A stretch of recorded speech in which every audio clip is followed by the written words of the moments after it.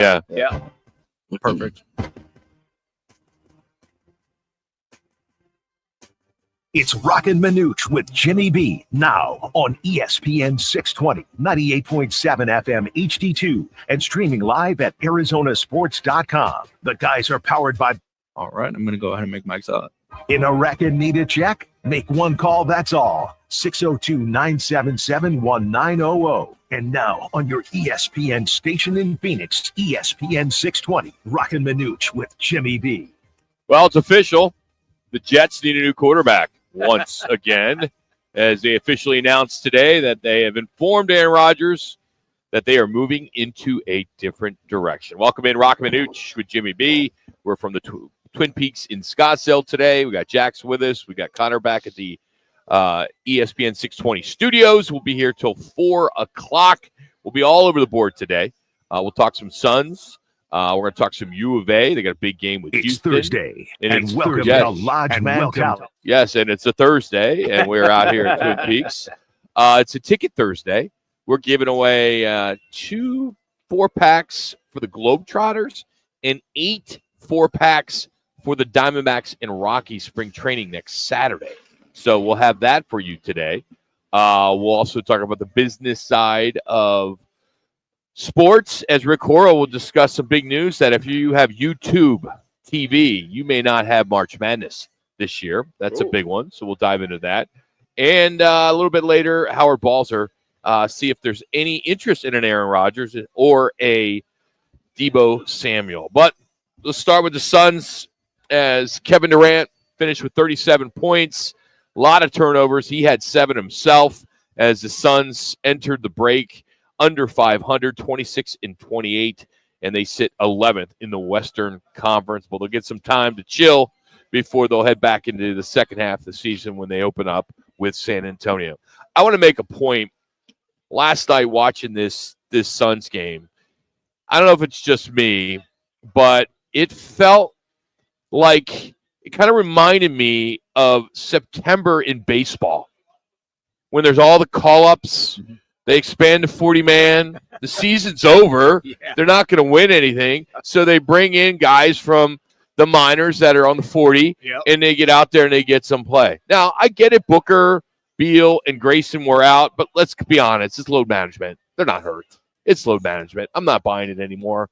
I mean, these guys, they play 3 games, maybe 4 games a week. They can figure out back-to-backs. Give me a friggin' break. I'm getting tired of it. Because these guys get paid so much money, it's not like they're sitting in the middle seat in Southwest Airlines on a flight. They're getting totally wined and dined. It's like everyone flies like the president. I mean, there's this styling in every which way, and you can't get up to play 2 games. And then the best highlight, the way they ended it on Arizona Family, it was Durant to Boo-Boo.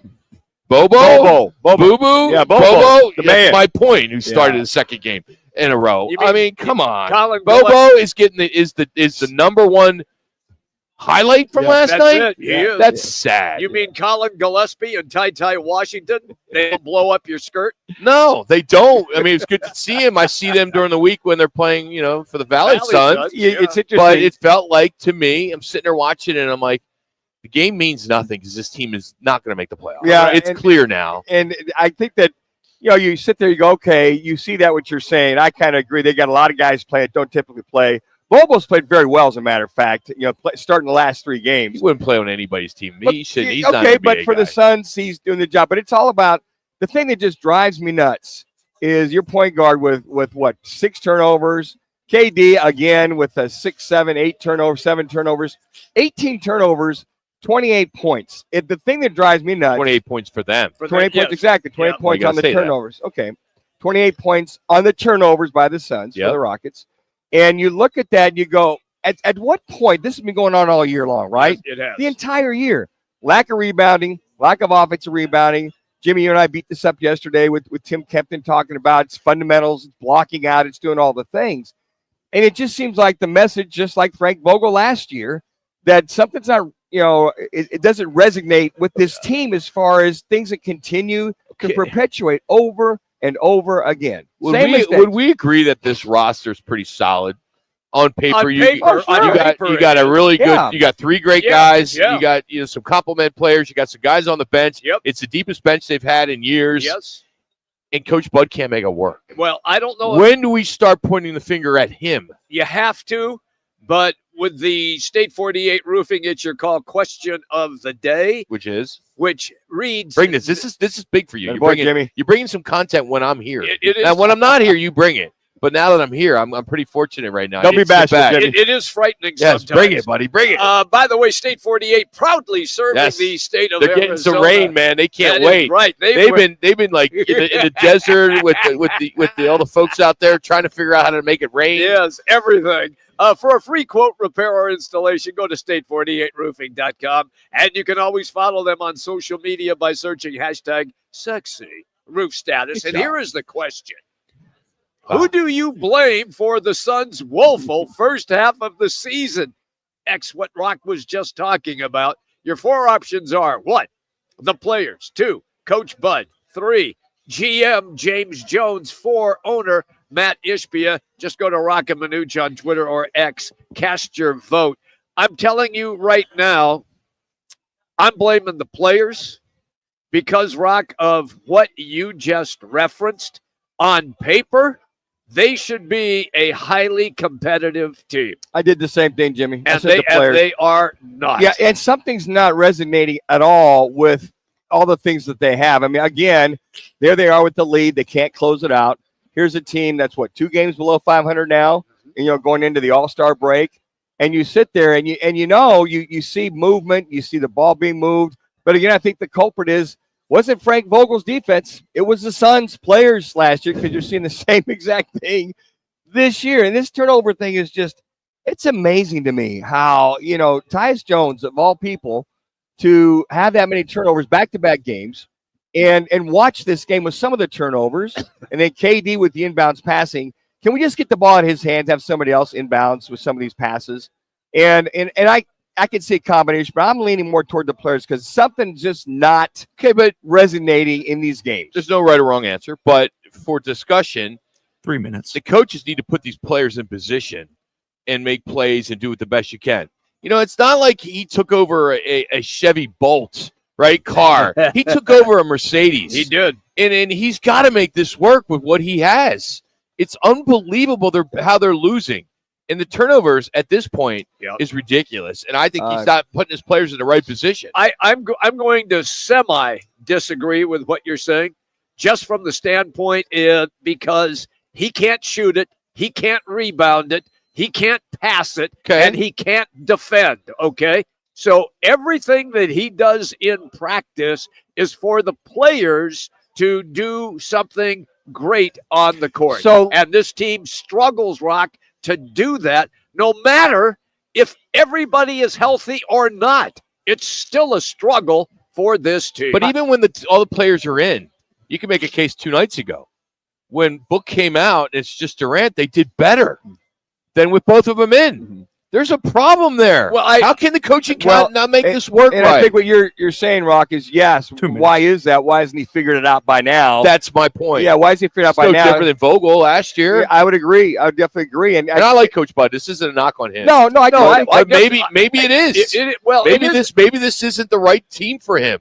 Could be. He thought it was. Everybody thought it was when they hired him. As soon as Vogel got the axe, wasn't everybody screaming for Budenholzer? Everybody he was the best one out there. He was the best guy out there. Do you think when he was at Milwaukee, he had the right pieces Yes, for that system? correct. And he's trying to run his system, but he's got the wrong pieces. But if for you're this a system? good coach, Manuch, you know this. Oh, as yeah, well as you anyone. adjust. You have to adjust Yeah. to your Oh, talent. That's kind of where I'm going with this. I We agree. know he's a good coach. He is. He's got a great resume. He does. He's everywhere he's gone, he's had success. Correct. Now, is this going to be success after the second year? Do we No. got to give him more time because he needs to be in the talks with the GM and maybe make some calls here on how he's going to get some players here? He knows players out there. Sure. He can reach out to some of these free agents and say, "Hey, I want you to come play for my team."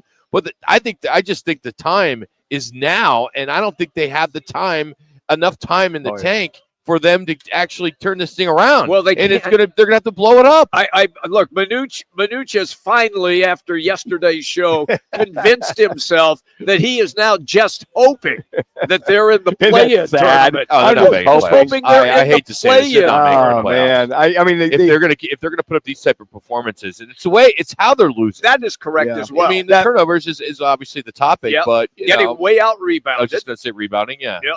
And it's a case where you look just like what we started the show with.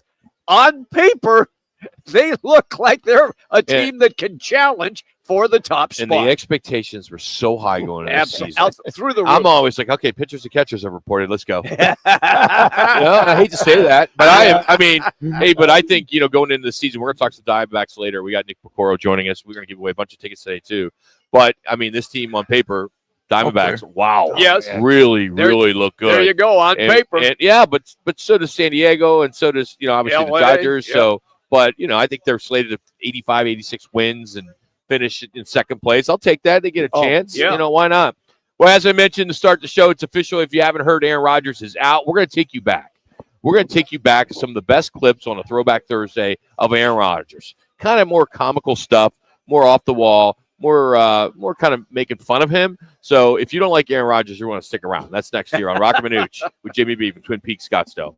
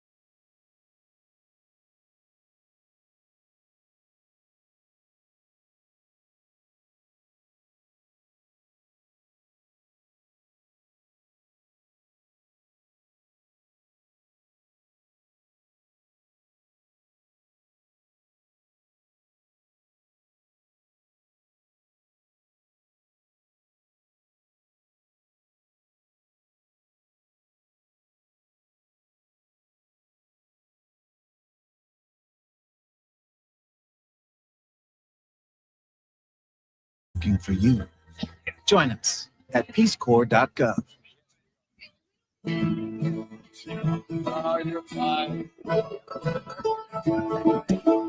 It's Thursday, and welcome to Lodge Mentality. But guys are living at Twin Peaks, Scottsdale, located on Frank Lloyd Wright Boulevard and the 101. Twin Peaks, the ultimate sports lodge and home of the 29-degree beer, served in perfectly frosted 22-ounce mugs. Here's Roc and Manuch with Jimmy B on ESPN 620. Aaron Rodgers on the Jets. Mics are hot. Well, what a disaster that has been in a move that was so anticipated. And then it was so anticipated on how it ended, too. But this move today with the Jets and the Rodgers ends the chapter with this franchise, as there was so much hope when Jets owner Woody Johnson thought, hey, we're going to bring him in. They're going to take him to the Super Bowl. And unfortunately, he gets hurt, and that doesn't happen. Jets must now have to decide whether to either release him or take the full $49 million dead money hit on their salary cap for the upcoming year, or designate him as a post-June 1 release. That would then allow them to split the cap and then move that over 2 years. So it would be a hit for $14 million this year and then $35 million next year. So we'll see what happens. They'll make a decision here, I'm sure, sooner than later. Now the question is, which team's going to want them? We're hearing a lot of talk of LA and the Rams that they may want to get rid of Stafford and then bring him in there. We've heard some rumblings about Las Vegas. I'm sure he's going to find a spot. I think it would be just fun as talk show host to have him here. I think it'd be great. I mean, it's like one of those things where when Shaq came, you didn't need him, you didn't want him, but it made it fun to talk about. It put the Suns on the map. Well, I think it also depends on whether Aaron Rodgers wants to continue playing. Yeah. He's going to go off and, he's done anything. He can't end his career like that. No, he can't. Well, You look at all the other big-time guys that went other places. They had success. Yeah, Brady went to Tampa and won. You can make case of Peyton Manning, same thing. From the Colts to the Broncos. I don't think he wants to do that. He's got to go out. Well, he's going to go meditate for about a month and decide whether he wants to do one way or the other. I think that if anybody looks to bring him in and be a starter, I think a couple things. They got to look at what their draft choices are, who their current starter is, and can he compete? And they'll look at his tape to see if he can still make the same throws. He's lost a lot of mobility. He still can throw the hell out of the ball. But will he fit their system? Does he fit does a 40, 41-year-old guy to build your team around? Can he last physically? Do you want to do that versus taking on a young guy and build there? Yeah, but you have to have if you go get Aaron Rodgers, your offensive line better be good. Well, that's better be really good because of what you just said. You better have He's not as mobile as he used to be. If there's a team that has a good offensive line, they don't need a quarterback. Well, let's just be honest. Well, I would say this. Seriously. Because if there's a good offensive line, that means that quarterback's had success. They don't need an Aaron Rodgers. That is a fair assumption. Yes, I think that if you got a good offensive line, you probably don't need you do need a quarterback. You still need somebody to pull the trigger. You still need a franchise guy to pull the trigger. The point is, if they have a good offensive line, most likely the quarterback was good. Well, if they do, a couple things. It depends on where they are. Are they happy with what they're seeing out of him? Are they happy with him distributing the ball? The other thing, too, is they've got a good running game with that offensive line. That would help with Aaron Rodgers. At the Buckeyes. Yeah, it does. It really does. But I think for Aaron Rodgers to come in, I would also ask him, hey, we've got a guy, but we need an insurance policy. Would you accept being a backup? And, you're getting paid by the Jets. We can pay you this. And if this guy goes down, we'd love to have you as a backup. Does he want to do that? Does he want to go in and say, okay, I'm good with that? Because if so-and-so gets hurt, he knows defenses. He can run an offense. That's just a matter of whether is he too prideful to be a backup, or if somebody goes down, he could play the entire season. All right, so let's get into some sound. So here is what we played after his first game, and he got hurt.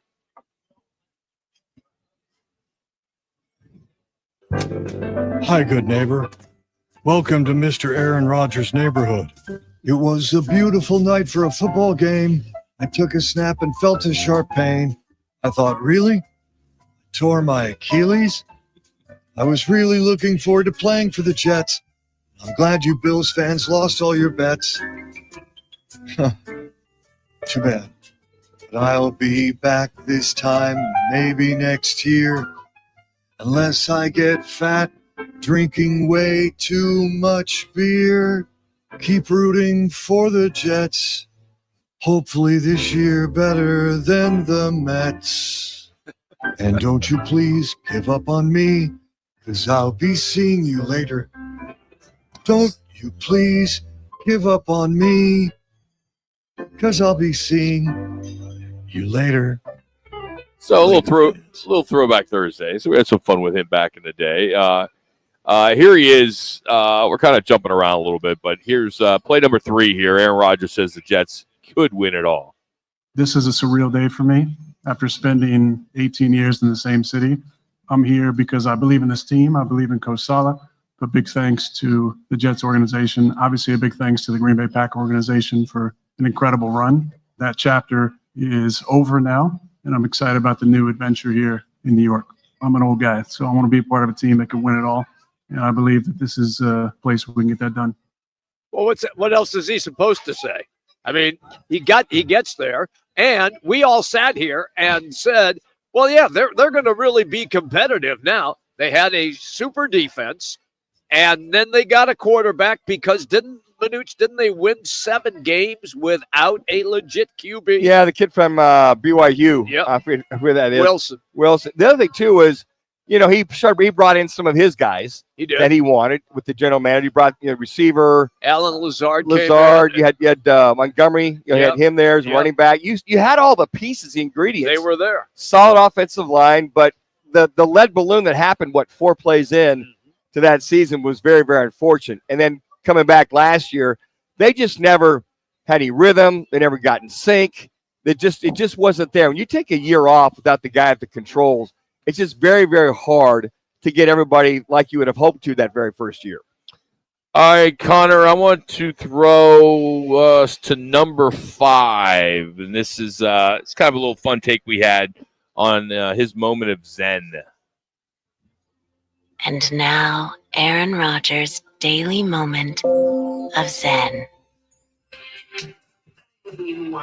That's the way you do it. Money for nothing, checks for free. Money for nothing, and checks are free. That was Aaron Rodgers' daily moment of zen. Dire Straits. Checks for free. And one last one, Connor, the honorable mention, Aaron Rodgers, I'm more with the neighborhood theme parody that we put together last year. Hi, good neighbor. Welcome to Mr. Aaron Rodgers' neighborhood.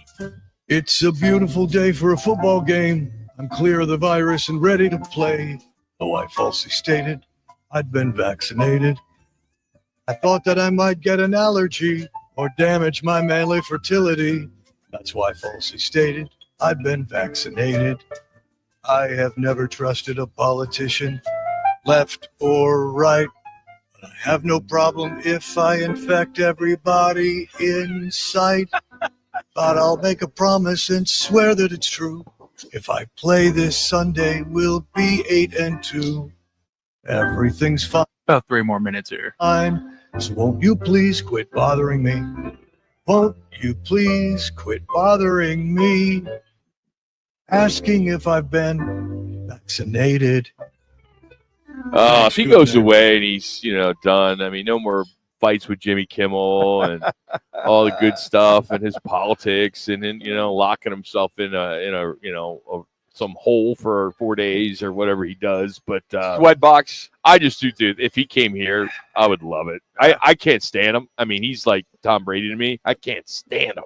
However, yes, for what we do on a daily basis, Oh, yeah. oh my gosh, we'd have a fun. You wouldn't matter if they weren't winning. Yeah. You have Aaron Rodgers. Yeah, exactly. Soundbite of the day. The end of the game, Kyler plays, but Aaron's on the bench. We want to hear from Aaron. We don't want to hear from Kyler. And to fit this offense, he'd be a fit for this offense. He would. They have a good offensive line. Well, it's decent. just decent. I mean, they can improve it. In order for him to be successful, he needs an offensive line. What the Eagles? Well, you can get away with that if you have a quick passing game to get the ball out.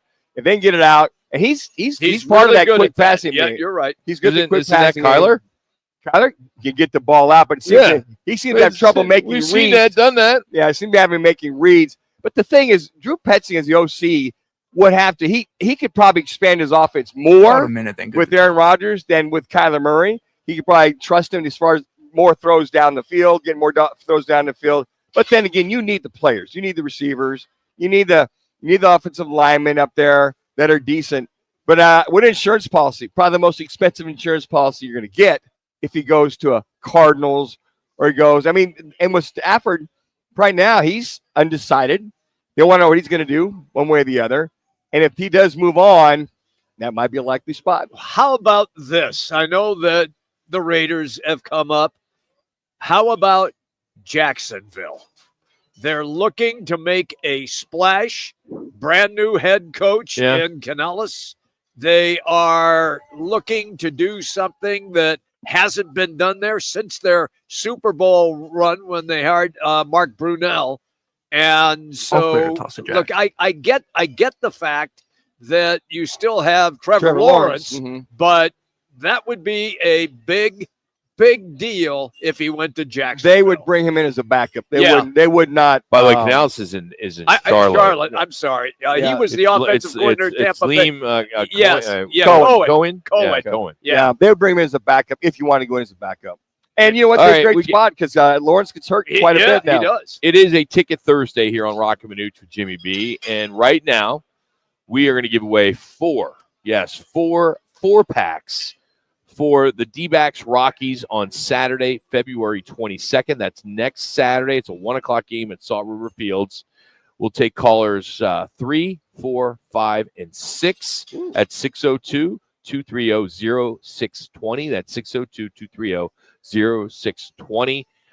Keep calling. Get those four. I know it's going to be a little bit of work back there for Connor, but he'll get you covered, and then we'll get these tickets to you ASAP. So, Connor, take care of that. And next, we'll catch up with Ryan Hansen, the color analyst for the U of A Wildcats basketball team. But first, here's Jax with our first local sports update of the day.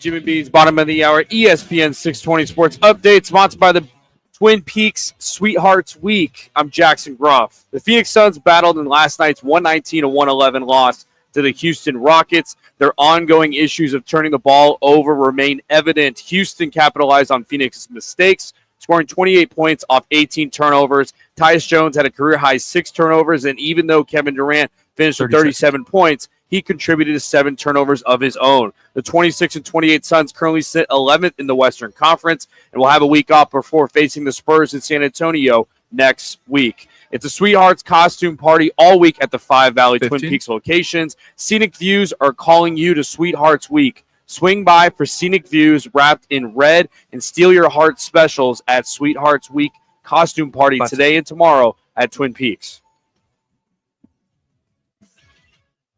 Hey, Arizona, it's Mike Wilbon. I've been around sports professionally and personally for a long, long time.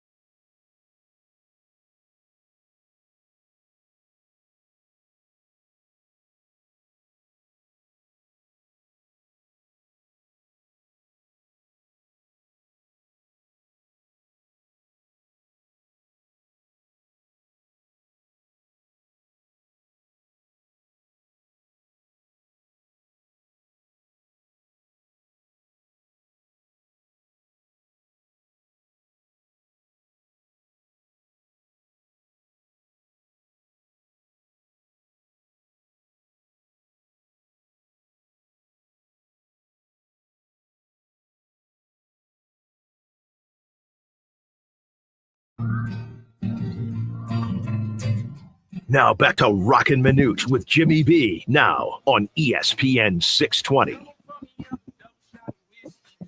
Roc and Manuch, Jimmy B. Got a new DJ. Finally. Yeah. It's taken 7 weeks. Nice to hear the music. I got Ron. some new music coming in and out, breaks. Like it. Mixmaster Mike here. You know, that was my name in high school. Mixmaster Mike. Yeah, I used to have 2 turntables with a mic. Yeah. Could you scratch? Yeah. Okay. I could. All right. So you had the 12 midnight to 6 a.m. shift, or did you have the regular shift?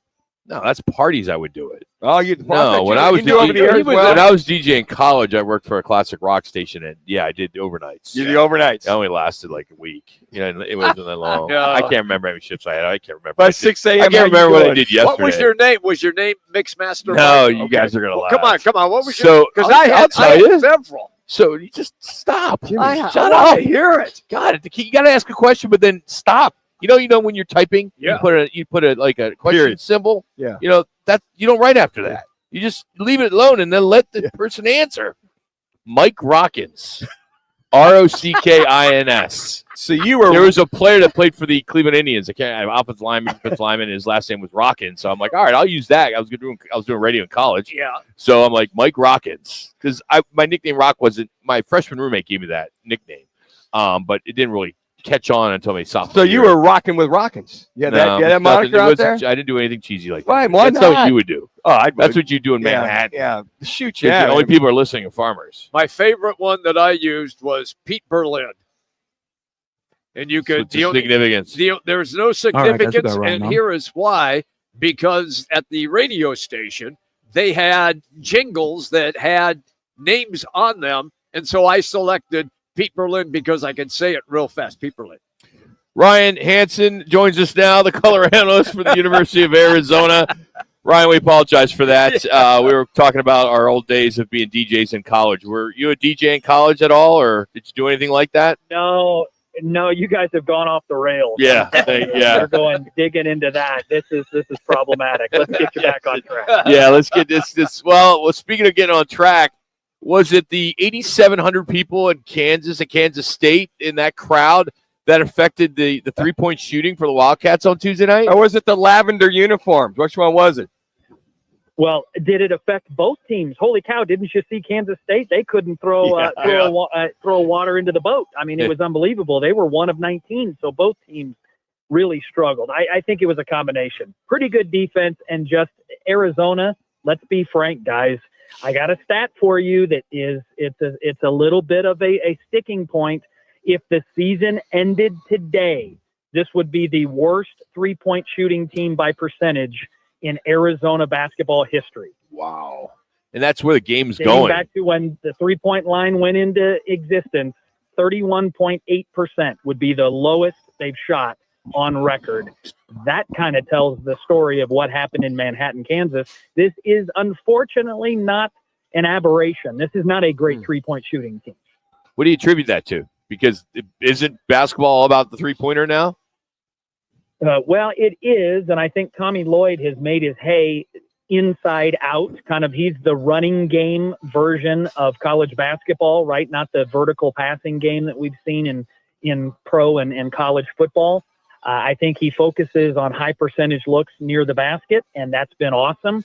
I think part of it is maybe recruiting really good shooters or recruiting really good athletes and trying to develop them into shooters. And I'm not saying it's a bad decision, but I think Arizona is also kind of living and dying with some very streaky guys. KJ Lewis did not make the jump from his freshman to sophomore season from a 3-point shooting standpoint. Caleb Love's numbers are down, but you know what? He kind of is what he is. You know who he is. And they haven't been getting the production from other players at a high percentage that they thought they would. So it's a little bit of everything. So, Ryan, they've won 14 out of the last 17. So are you saying they're just getting by, or there's a commonality when they do win these games? Well, let's not act like this is, this team is not good. Right. This might be Tommy Lloyd's best defensive team. When you look at the numbers, Arizona's the 3rd best team in the Big 12 in field goal percentage defense. Would you have believed that at this point? Probably not. This is a really good defensive team. This is a team that gets to the free throw line. This is a team that hits their free throws at a high clip. When you look historically, the last 50 years of Arizona basketball, if the season ended today, this would be the third best free throw shooting team by percentage in the last 50 years. So how do they do their magic? How do they get it done? In the paint, putting pressure on teams defensively, getting to the free throw line, and then they're defending better. So all is not lost because they're not knocking down threes at a high clip. It's just that is, unfortunately, when you look at the numbers and the games in which they've lost. Let's look at their last 3 losses, guys.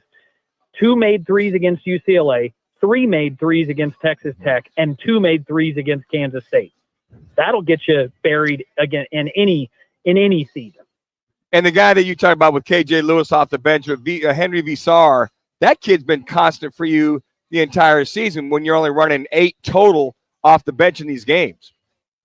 Well, that's been the turning point of the season, right? Was after Arizona came home from the Bahamas, it was documented then that, hey, Mo Crevis was out, injury, going to be out for the rest of the year. So Tommy Lloyd had to retool the lineup and went to Henry Vesar off the bench. They re-put KJ Lewis off the bench, feeling that would be a better rotation for him coming in off the bench. Arizona's bench then has been a stalwart. They've been averaging over 30 points off the bench, one of the best teams in the country in that number. And the emergence of Henry Vesar has probably been the biggest bright spot of this season. That guy is what I believe, and others agree to. Scott Drew, the head coach from Baylor, after playing Arizona, said Henry Vesar, bona fide NBA prospect. I'm with you on that 100%, Ryan. Ryan Hansen is our guest on the Right Toyota guest line.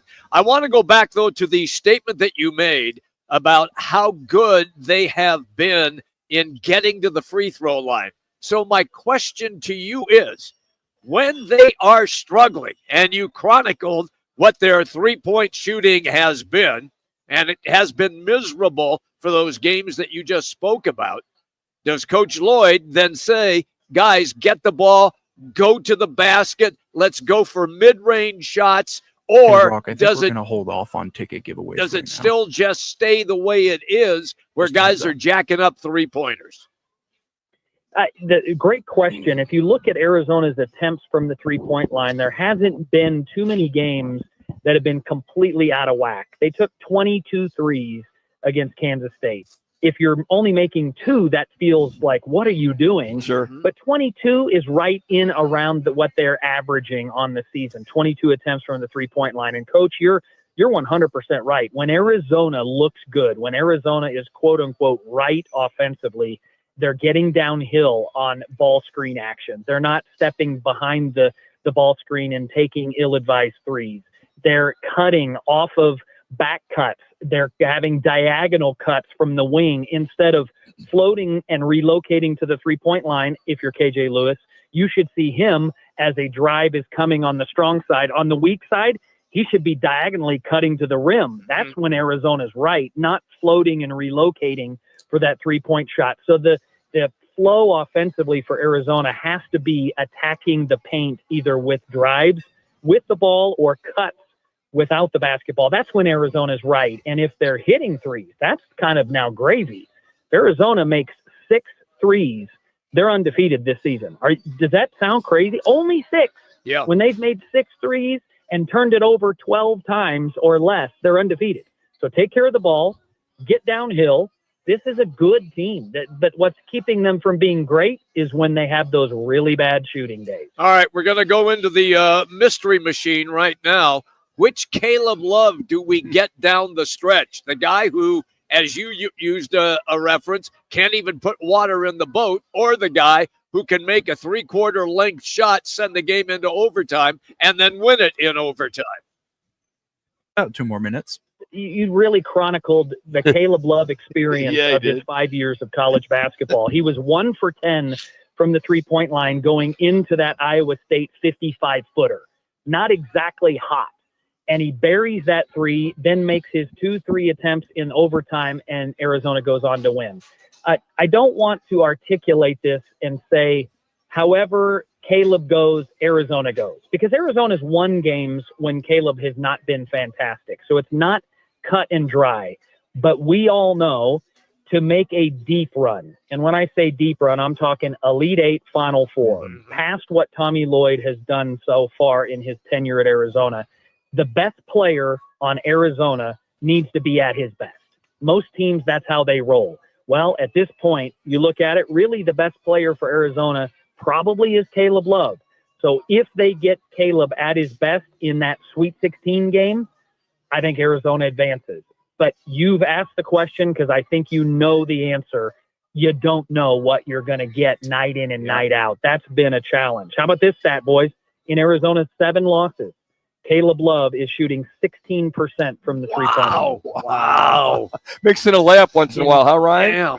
Right? Hey. But he's shooting in their wins, he's shooting 37%. That's above his career averages, right? So it is kind of, wow, that how he goes, Arizona could, their ultimate ceiling is probably tied to Caleb Love's shooting performance. All right, got about a minute. How jacked up will McHale Center be 12 high noon on Saturday? Number 6, Houston comes in town. Will that place be rocking and rolling? It's been rocking, guys, this year. Iowa State, Texas Tech. It was kind of back to the heyday and the glory days of McHale Center in the last 40 years. This will be no exception when Houston rolls in. And by the way, some of the older fans, they've got an axe to grind with Kelvin Sampson from his days back at Washington State. So our fans have a long memory. They remember. So it's not just how good Houston is. And by the way, boys, they can win the national title. They're that good. Yep. It's going to be an awesome electric environment come Saturday. Do you think they're the best team in college football, college baseball, or baseball? Geez, basketball right now? Can't talk. You know, I don't know if there's a cut and dry best team. I think they're in the mix. They're one of the probably the 8 teams that can win it because they defend at an extremely high clip. And you look at their 3-point shooting, they're not a volume 3-point shooting team, but they lead the Big 12 in 3-point shooting percentage. And you have a great defense and outside shooting, that's a pretty lethal combination. Rhino, thanks, bud. Appreciate you all the time. Thanks for coming on with us today. Hey, glad to be on. Coach, great to talk to you, buddy. The other guys, not so much. I got you, Ryan. All right, pal. Thank you so much. We appreciate you. Don't indulge him, Ryan Ryan. Hansen joining us, University of Arizona radio color analyst. You can follow him on Twitter, X, UA Rhino. Tough loss to K-State. Yeah, but, hey, you know, if they could take care of business down in Houston, Tucson, they could, then they'll finish tied with Houston in the Big 12, and that would be kind of a nice little way to start their first year in the Big 12 They're conference. very talented. They are. It goes back to what we opened the show with about the Phoenix Suns on paper. Yeah. They're very talented. U So- of A is very talented as well on paper. Real quick, I know we got to go to break, but what have you ever coached? Why does he call you coach? Does he think you're somebody else? No, because Seriously. because I ask basketball questions. Jimmy, also, do you think of the saying is he can't hit the water from the boat versus you can't hit the water? Yes, I repeated what Ryan said. That was his expression, so I repeated it back to him. He said you couldn't throw water in the boat. It doesn't make sense. So- Usually you can't hit the water from the boat. I know what it is, Manuch. I repeated his back to him to see if Should have he would corrected get it. him. No, I'm not going You to can't correct the guest. That's mean. yeah, exactly. I would have. I'm not gonna No, you do it. wouldn't. No, you No, wouldn't. you wouldn't. No. Ryan, you shut up. You get the water. You act like you were like so I would- cool, like sometimes. Like, I even like am. you when you were even growing up, like you were like the top dog. I was. No, come on. You played right field. All right. Played left out. Coming up, I should say, a chance to win some tickets. It's Listener Appreciation Ticket Thursday. Today, this coming segment, we'll do Harlem Globetrotters, lower level tickets for Desert Diamond Arena in Glendale. That is February 21st. You listen to Roc and Manuch with Coach Jimmy B, now on ESPN 620 and on FM at 98.7 HCTR.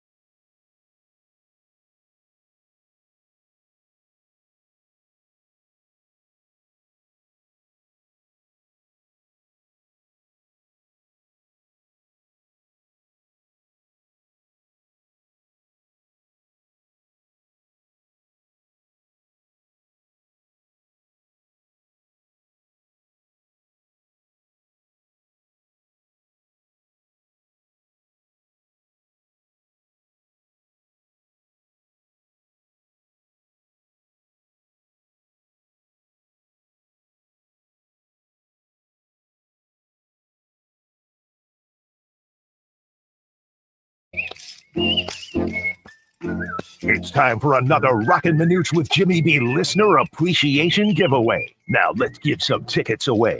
Be the sixth caller at 602-230-0620 and you win. That's 602-230-0620. That's 602-230-0620. Be the sixth caller at 602-230-0620 and you win. That's 602-230-0620. And thank Mics are hot. ESPN 620's Roc and Manuch with Jimmy B, part of your day. Yeah, that's 602-230-0620. You sure? Two sure? 4-packs. Yeah. We'll have some more Diamondback Rocky spring training tickets later in the show. But as we get to football at 50, some Super Bowl 59 fallout, some things that we need to talk about. Okay. 126 million people watched the Super Bowl across all platforms. That's an all-time record. The previous record was set last year at 123.7 million viewers. Spotify streams of Lamar, the halftime, Kendrick Lamar's halftime, Not Like This, jumped 430% in the hours following the Super Bowl. The streams for his overall catalog increased 175%. So that worked well. Did you know that families of Super Bowl, the players, they have to buy their tickets, and each family gets how many? Up to how many? I think up to total tickets? Yeah, total tickets for Super Bowl, the two teams that are playing. I think only up to 12. Okay. Yeah, I think only Good 12. answer. I'm going to guess 6. Okay. It's 15. Oh, okay. 15. Philadelphia Eagles are the early favorites to win Super Bowl 60 next year, followed by the Ravens, Chiefs, and Bills, who are both tied at third. Well, if they can keep that team together, play and stay healthy, they've got a great shot at winning it all. And you just wonder when the Ravens are going to finally have that year, or the Bills. Chiefs, they can keep everybody together, whether Kelsey retires or not.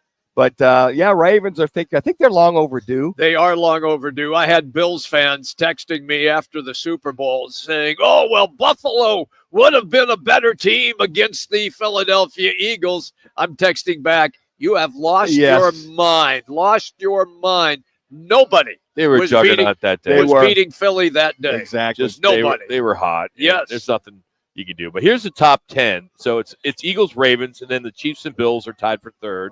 Then the Lions come in at fifth. 49ers at 6. I think that's way too high. The Bengals, 8th place. There's a tie between the Commanders and Packers. And then 10th place, there's a tie between Texans, Chargers, and Rams. Coming in dead last. Who do you think that is? Dead last. The odds are 30 plus 30,000. I'll say that translates to 0.3%. I'll say Jacksonville. I'm going to go Tennessee. New York Giants. Ooh, really? Wow. Dead doggone last. Wow.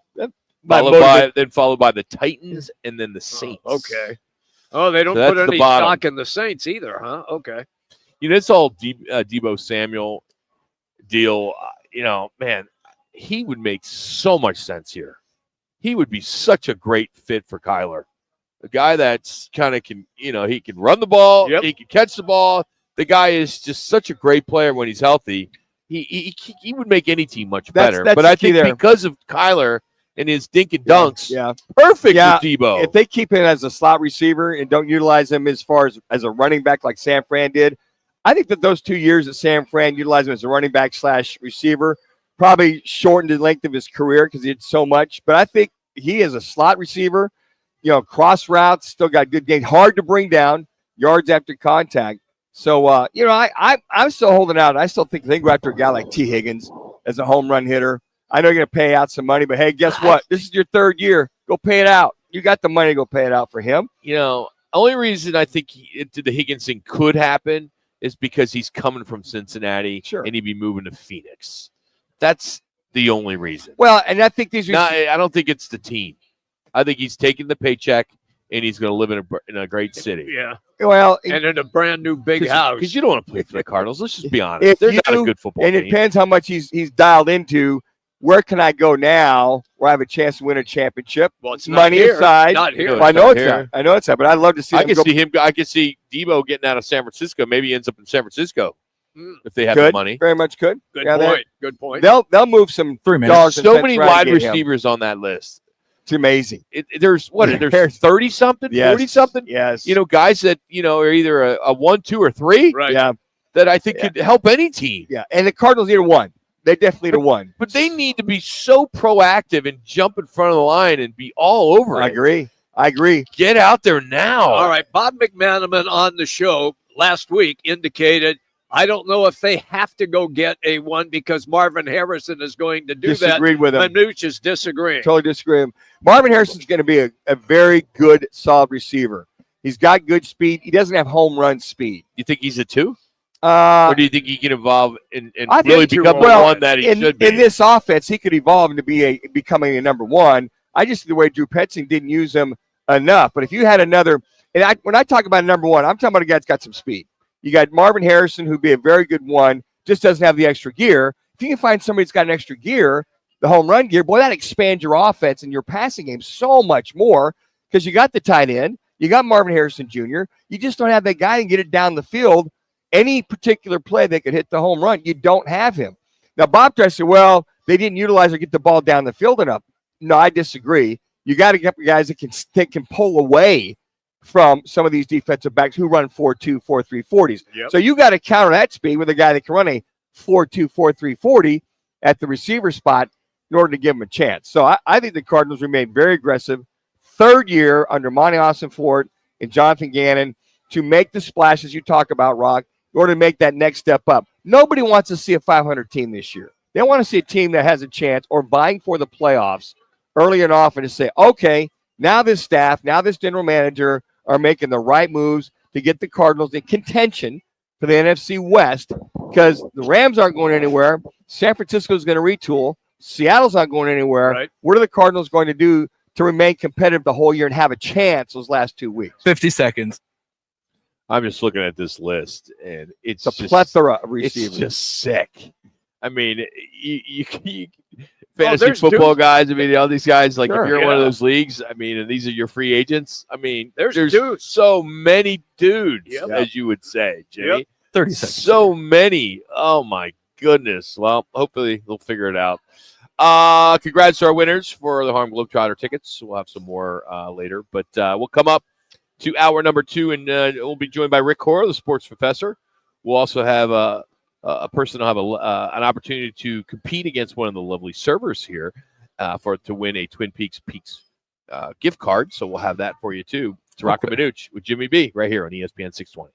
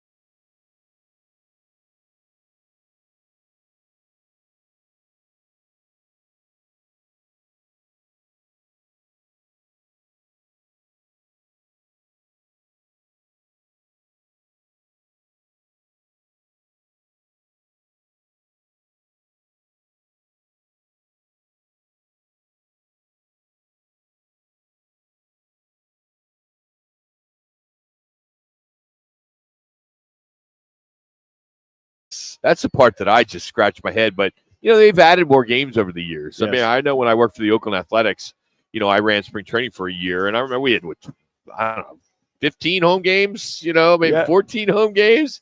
Started in the first week of March, and you ended in the 26th, because there'd always be those games back in Oakland. And, they always start your own home games, to start the season off.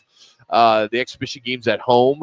But spring training is here, and pitchers and catchers are here, and you got a pretty good Diamondbacks team right now on paper. Man, have the best rotation in baseball. The question is, who's going to close?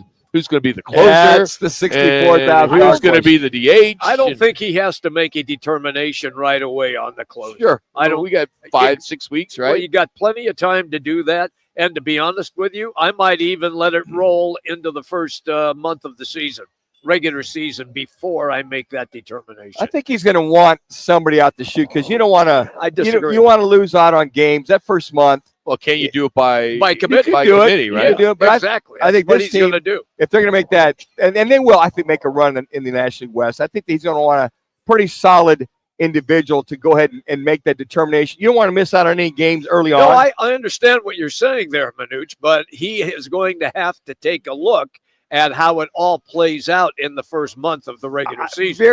As Jimmy said, very curious to see if they go with that 6-man rotation versus a 5. I know they're bantering that around right now, and I don't know if I've ever seen a 6-man on a consistent basis. You might see it in the playoffs, but I think the 5-man is what he'll probably settle on. Maybe have that 6th guy who's a long reliever, that Josh Coleman guy that needs to come in, fill in the innings, that type of thing. Jordan Montgomery could be a guy like that.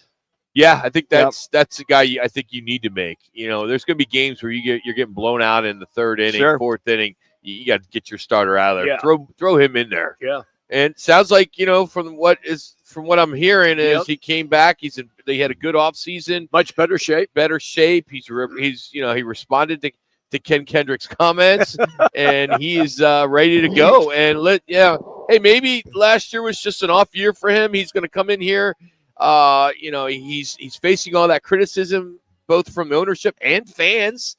I mean, how would you feel if you're a professional athlete and your fan base is calling you fat, out of shape, like Luka? Yeah, I think that it seemed like the way he talked that he did not expect that his agent was shopping him all over, and he just finally told his agent, let's just take the Diamondback deal. I want to get out there, and he was out of shape, admittedly so. He just wasn't ready to go. So now, and to your point, Rock, maybe some of the Bronx cheers got to him as far as getting ready to come out here. Maybe it was Ozempic. He lost 20, 25 pounds. He did. Whatever it takes. Hey, look, that's a big number. It is a big number. I was ready to go buy him one of those T-shirts that you see advertised to get rid of man boobs, because he had them bad. You want to clarify that, Jimmy? Yeah, man boobs. No, Manuch, stop. I mean, stop. But you're trying to be funny, Manuch. You're going to make it worse. I just you're going to make it worse because what he said was stupid. Yeah, I know. Okay, so you made it worse. It was the truth. You made it worse by asking him to explain it. It just drives. It's like, okay, they talk about Phil Mickelson and his man boobs and this. He got rid of them. Yeah, well, he has. He's worked out. I just think it's just being ready to go, physically ready to boot. Ready to what? Ready to boot. All ready to boot this year. Suns last night, shorthanded. Atta baby, Rock. No Beal, no Booker. Thank you, Rock. No Grayson Allen, and they fought a really good Houston team. Let's just be honest. They're not the Houston team of last year. And, too many turnovers. They lost 6 out of 7 coming into that game. But they still have a good record. They right do. Now. They do. Yeah. But Suns, they enter the All-Star break now. They've lost 3 straight. They're under 500. They're 11th in the West. You lose last night, 119 to 111, and the expectations for this team are just horrible. And we're going to do one of those, let's grade this team, first half. Okay, everybody does that. I had C-. I give him a D. D plus. D plus, really? D plus. I give him a solid D. Yeah, this is very, very disappointing. Very disappointing. Manuch was almost in tears yesterday when he had to really come to the realization. It's good therapy for me yesterday. Yep, that it might be they're in the play-in tournament. I'm just wishing they can get into the play-in tournament right now. Think about this. Who is worse in the West than Phoenix? I'm just talking on paper right now. New Orleans, Portland. That's it. San Antonio is going to be tough down the stretch. New Orleans and Portland right now is playing really good basketball with their young core. But when you think about everybody that is in the West right now, you got to add Utah. I'm sorry, Utah. You got to add Utah. Yes, thank you. Yesterday, them beating the Lakers, that just happened. That's an anomaly. Yeah. But I mean, you that's look at 3 teams. You look at the Suns. Their game back in the 10th one more team spot. I want to throw at you. The Spurs. You think they're better than the Suns? They will be down in the second stretch? Yes, because De'Aaron Fox is going to get more comfortable with Wemby and with Chris Paul. They've got some players on that team. They really do. It's Suns. Yesterday I went through the 4 stages of no, this can't be happening. Oh, I think it's happening. Oh, but there's a cure. Oh, no, it's not going to happen. And that was kind of what I went through yesterday. I think a lot of Suns fans realize this thing is just it's not working. It's not going to work. And if they do make the play-in, now I did say they do make the play-in, then you're saying we got a chance. They got a chance when you think about the way that the Diamondbacks a couple years ago snuck in the back door and went to the World Series. Suns sneak in the back door. Hopefully they win the play-in tournament. They get to the playoffs. Who knows what can happen? 3 minutes. Then I went, nah.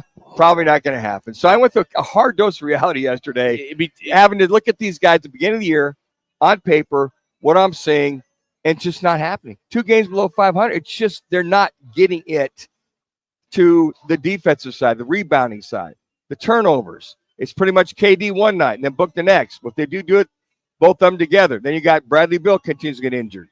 And then Grayson, then you got Grayson Allen. He's injured. He's hot. He's cold. There's no continuity whatsoever, and here you are at the All-Star break. You're 2 games below 500. Goes back to our State 48 Roofing It's Your Call question. I believe it's Coach Bud. What you just said, but it's a different guy each night. But he needs to figure out how to get 75 points from all 3 of them. Okay, but and they're not. But all 3 of those guys are on the court majority of the time. They're not. Well, majority. Well, no, they're not on the court. Well, you have 2 of the 2 minutes. 2 of the 3 on the court the majority of the time. Okay, but Bradley Beal can stay healthy. Excuse me, that's been the problem. And the other guys, okay? as far as I'm Let good. you have some coffee. I'm good. Clear your throat. Good. Yeah. Little sinus infection going. I'm good. So when you have a sinus infection, that nose. Yeah. I mean, it's got it. You must go through you don't use like regular toilet paper. You use the towels that you have in your kitchen, right? Because you got that thing is so big. The bounty? The bounty paper towels. Bounty. Yeah. To kind of clean that nose. Whatever it takes, it's the quality picker-upper. But I still look at the players. I really do. And I think that eventually they're accountable. The coach can only do so much. And who knows, man? It's a great point, Rob. Maybe Budenholzer's in over his head with this group. I don't know if he's in over his head. He's guy's a great coach. Maybe he's not a fit. Yeah, I mean there are.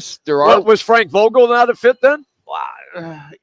I don't know. I didn't mind that hire at all. I didn't mind Vogel. Okay, being coach either. So that builds my case. If Vogel couldn't get it done, and Budenholzer can't get it done, you have the same commonality, the same players, right? Mm-hmm. So the same players for 2 different coaches who are two pretty damn good coaches. But Coach Bud has a better bench than what Vogel had. I would agree with that. I'd go with that. So they've tried. They've thrown a lot of stuff in the blender. Don't you agree? I'm with you. They've thrown a lot of things in the blender. It's just continuity. It doesn't mix. And these guys being able to. In fact, they were talking about all the pundits out there that even though Jimmy Butler, KD's the better player, but they were saying Butler here would have been the better fit. And I thought about that and went, yeah, defensive wise, you lose out on some scoring. He's been there and done that. He's also a leader on the court, which they do not have. Exactly. Meaning the Phoenix Suns. So when they broke that, it's unbelievable. It is. It really is. I mean, with this talent and these guys out there, you got 3 All-Stars on the team. Yeah. How can one not be a leader? Look, we all busted on Chris Paul because he was always hurt at always the wrong time, which was the playoffs. Yeah. But he was the dog in the room. He was. Yeah, he was. I agree with that. Coming up, a segment that we have yet to do on ESPN 620.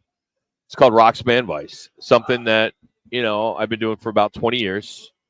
and it's not for everybody. I live by it. It's not for everybody. You don't want to live by it. You know, and no, you don't. We'll open it up. Well, you know, I'm just giving the disclaimer now Okay. that, you know, this isn't for everybody. So, you know, you got kids in the car, you may not, you know, want to be listening.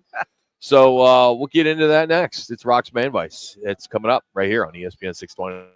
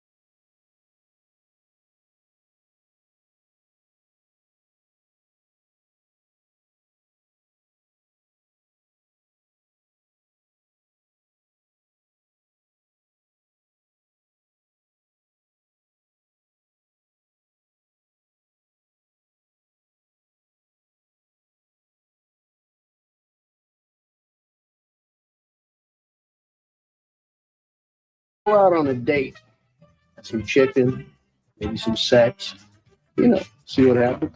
Rock searches the world for tips on dating, divorce, marriage, pop culture, and even. Yeah, here's Rock's. Making Mike's odds. 60% of the time, it works every time. All right. Tomorrow's Valentine's Day. The worst holiday of all holidays. I agree. It's so overrated. It is a contrived holiday. Yeah, it's a Hallmark day. Expensive holiday. Manuch loves it. Manuch, you've always, the 20 years I we've like been doing treating that, my woman. you've been Yeah. a big fan of Valentine's I love Day. that. Matter of fact, we'll celebrate Saturday night since tomorrow night's Friday, falls on Friday. So we'll celebrate Saturday night. Yeah, what are you Well, guys what's- all doing for Valentine's Day? Because I'm someone, I've never had a Valentine. You know, I've never had a girlfriend. Really? Well, you're a dude. So I'm Never a had a dude. girlfriend? Me and my buddy are actually going to Twin Peaks tomorrow. We're both single dudes. So Yeah. we're going to Twin Peaks. So I'll give you a couple gift cards. Yeah, there you go. Yeah. So Come on. Yeah. Come on. All right. Come on. All right. So with that being said, this is going to help you guys.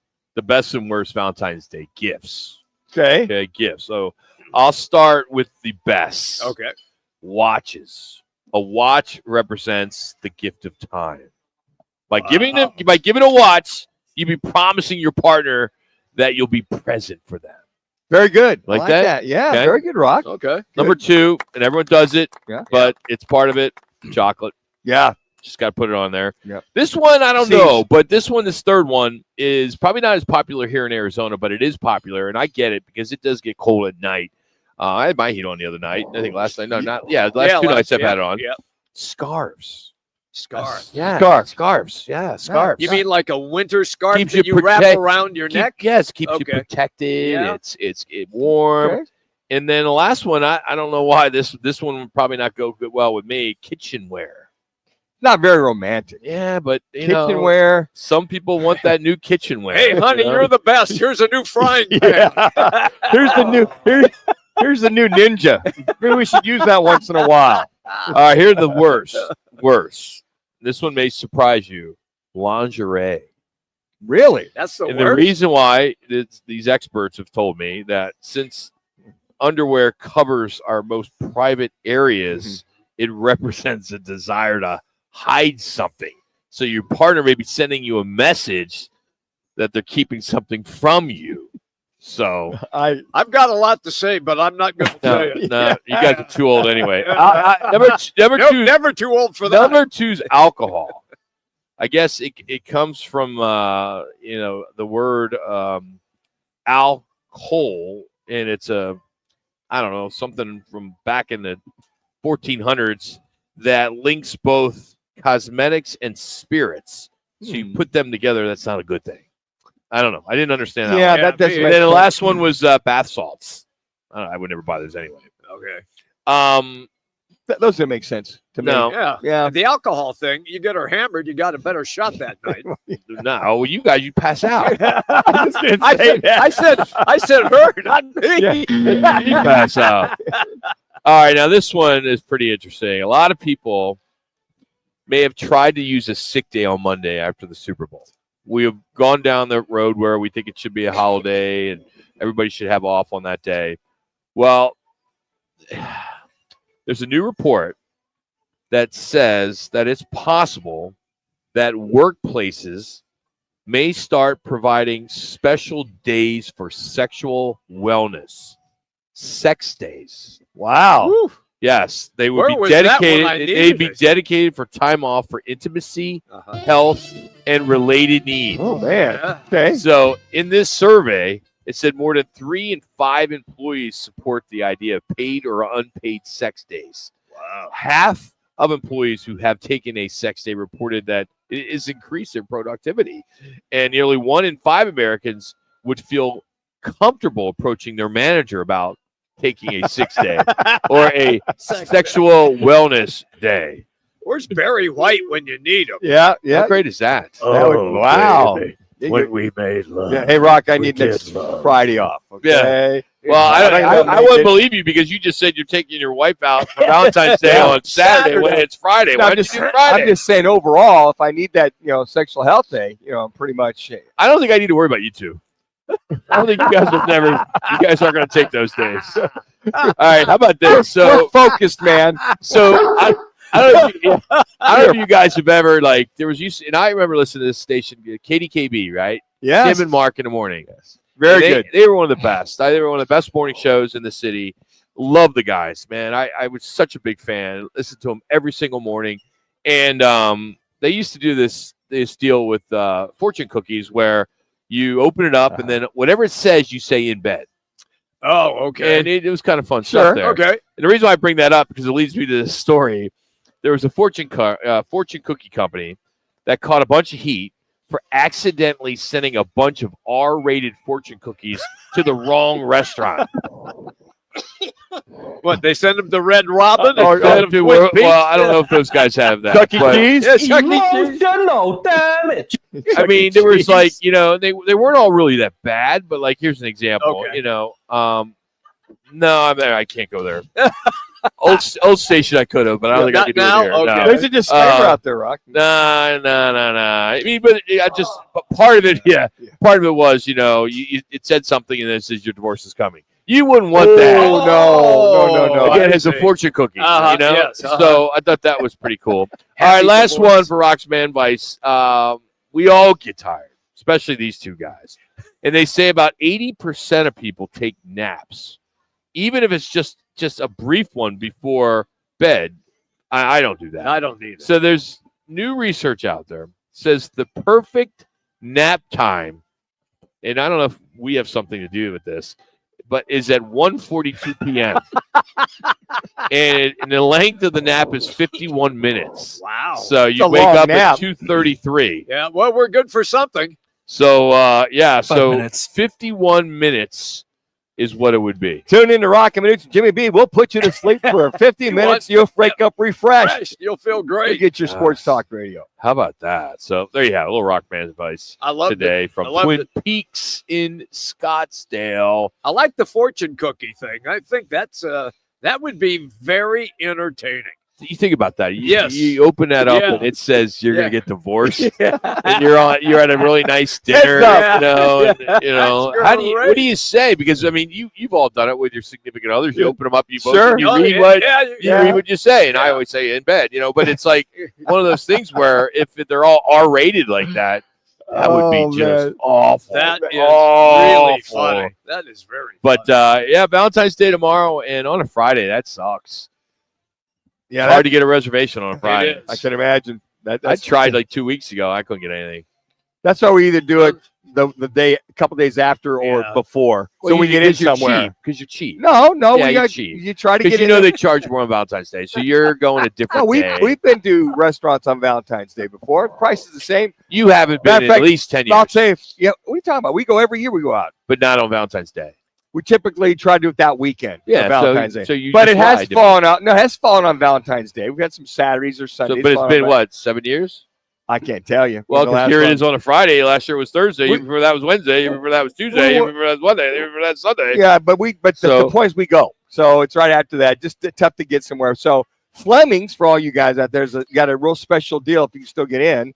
Over the weekend, Valentine's Day special. For so much money, they give you this like 3-4 course meal for you. So just they got all that going on over the weekend. So I think Thursday, Friday, Saturday, and Sunday. Manuch, So we got the special. That was Manuch, there. just make it easy on yourself and just go to Venezia's and get her the heart-shaped pizza. Yeah, that'll go over real well. I'd love it, but not real romantic, Jimmy. You got to keep it the romantic.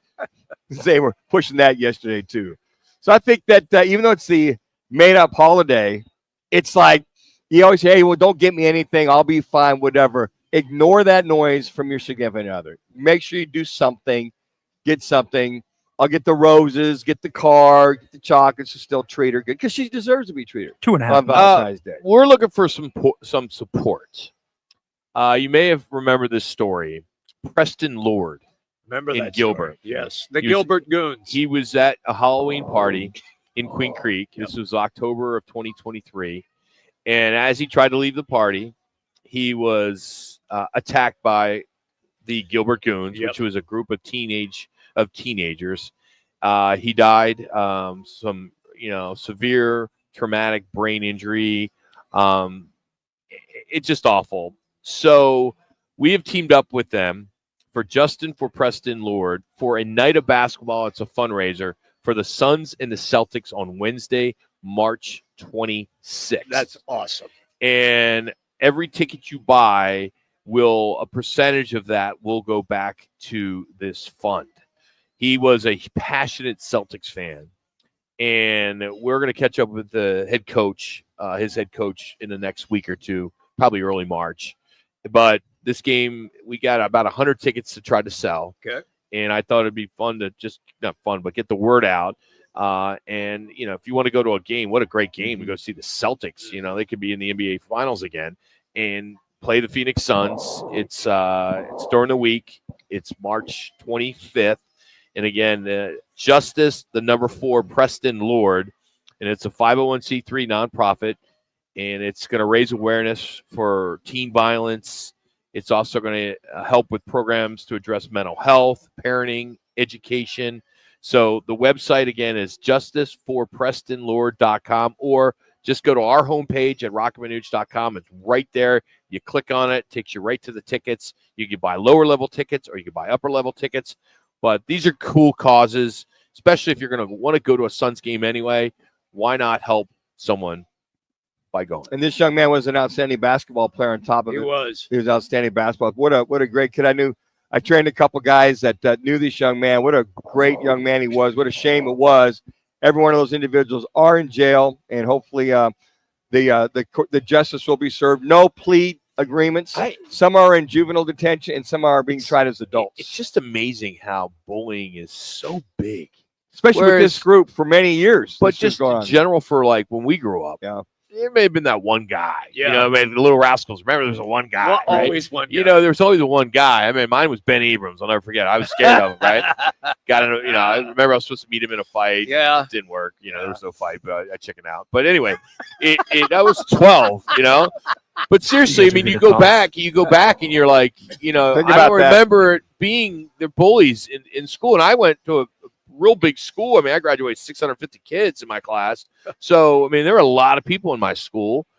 And I just, you hear these horror stories around. I don't know. When did it all of a sudden make a turn where there's all this bullying? I don't know. This group, these Gilbert Goons, been doing it for several years. How does that even happen? How is that not stopped by social parents? media? Parents, and now the police are finally got involved after many complaints. It took them forever. And after this death, it took the Gilbert police finally get involved and start researching. All right, we're going to talk about the business side of sports. Rick Horrow will join us next. If you have YouTube TV, you may be blacked out for March Madness. It's Roc and Manuch with Jimmy B from Twin Peaks, Scottsdale. Join the team at the largest towing company in the state, All City Towing. We're hiring dispatchers, call takers. Jax, do you want to do this one coming out? Yeah, up to you. Whatever's easier. Okay. I forgot that one there. He forgot to toss to you, so I just went right to break. You're good. Yeah, we can.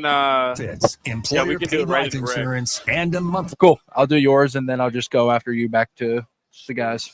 Us at allcitytowing.com. Did you do the All City Towing, where update your yesterday future or is on the move. Tuesday? What did you think about the last I part? did. Is it kind of tough? Yeah, I have to It slow is. down. I felt so good until I got to like the last paragraph, and then I'm like, I think I'm just gonna.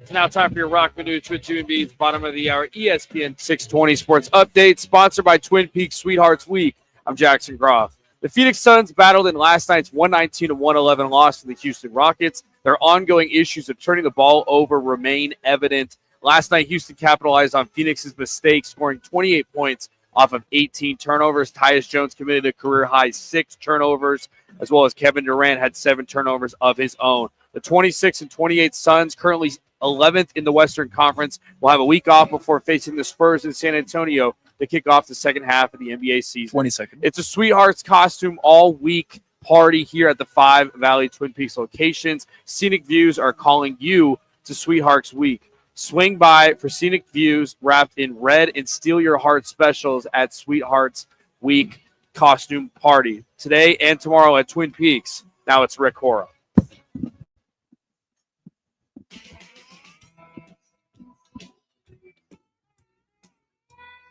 Time to talk about the business side of sports. Leading expert in the business of sports, author of the new bestseller, The Sport Business Handbook, host of Power of Sports and Making Mike's Hot. deals worth billions in sports, the sports professor Rick Haro joins Roc and Manuch with Jimmy B on ESPN 620. All right, Super Bowl. Fox made $800 million. Wow. For the broadcast, and the numbers were pretty good too. The average audience was 127.7 million. That's the largest in U.S. television history. Rick Hora, the sports professor, now joins us. How you doing, Rick? Hey, good. The hamster must not. Are you paying your hamsters or not? Because I kind of got a half deal here. What's going on? I'm not gonna lie. Our intern didn't feed him last night, so we're having some issues today. And what the bigger problem is we may be getting rain. So whenever rain comes through the Valley of the Sun, I mean, everybody goes crazy. Everybody goes crazy. In a full moon. Rain? What is that? Yeah. Rain? Seriously? Yes, here in Oh, Arizona. boy. So, hey, when you look back at this Super Bowl, other than it was a blowout and my Eagles won, what's your biggest takeaway? On the business side of it. Blowout is not a negative in this one. Blowout is a celebration of what might be the best organization and the best defense, maybe the best defensive half performance in the history of the Super Bowl. I don't care about the Bears in '86. I don't care about the Ravens. This was a complete thumping, and it had to do with the fact that it was such a mismatch on the line, and it had to do with the fact that they were able to pay wide receivers, a quarterback, superstars, Barkley, and keep an offensive line intact, which the Dolphins have failed to do since the beginning of time. So Howie Roseman needs to be the executive of sports in the stratosphere. That's on the field. Off the field, the idea of making sure that this was a seamless, safe Super Bowl 6 weeks after the horrific Super Bowl or Sugar Bowl morning massacre. And because this is the 11th Super Bowl in New Orleans and these guys know what they're doing, will continue to, it went off without a hitch. So lucky we had the game in a city that knew what they were doing. And you talk about Howie Roseman. I mean, look at the Chip Kelly era. He was, let go. Now he's back with this team. Talk about him. And you mentioned the numbers keeping the team intact and what he has to do and what he's done on a consistent basis with this Eagles team. That was a really good question. So that obviously was not Roc or Manuch, right? It's Manuch. Yes, moi. That's right. That was Manuch? Yeah. Like Jimmy V. Dang, Skippy. Sounded older. Yeah, he throws a completion once in a while. Yeah, mixing a completion once in a while. Thank you, Roc. That was a completion, a screen pass. Not don't get carried away. Take it down. But it was a completion. So I'll take I know it. Howie Roseman well because I was doing the stadium stuff when he was, let's say, banished, but he wasn't banished because his ego didn't allow him to feel that way. And when Chip Kelly was saying that he was the superstar that saved football, Howie quietly was in the corner amassing information. And then when Jeff Lurie, the academic and the good manager, returned to him and said, you want the shot, not only did he get the shot, but he rose to what he is today. So I remember those days where he was polite and gracious and marginalized by a guy who shouldn't marginalize anybody. All right, Rick, here we go. As soon as I come on, dog starts barking in the background. Dukes? That's perfect. Yeah, well, no, Duke is I let him be the my censor.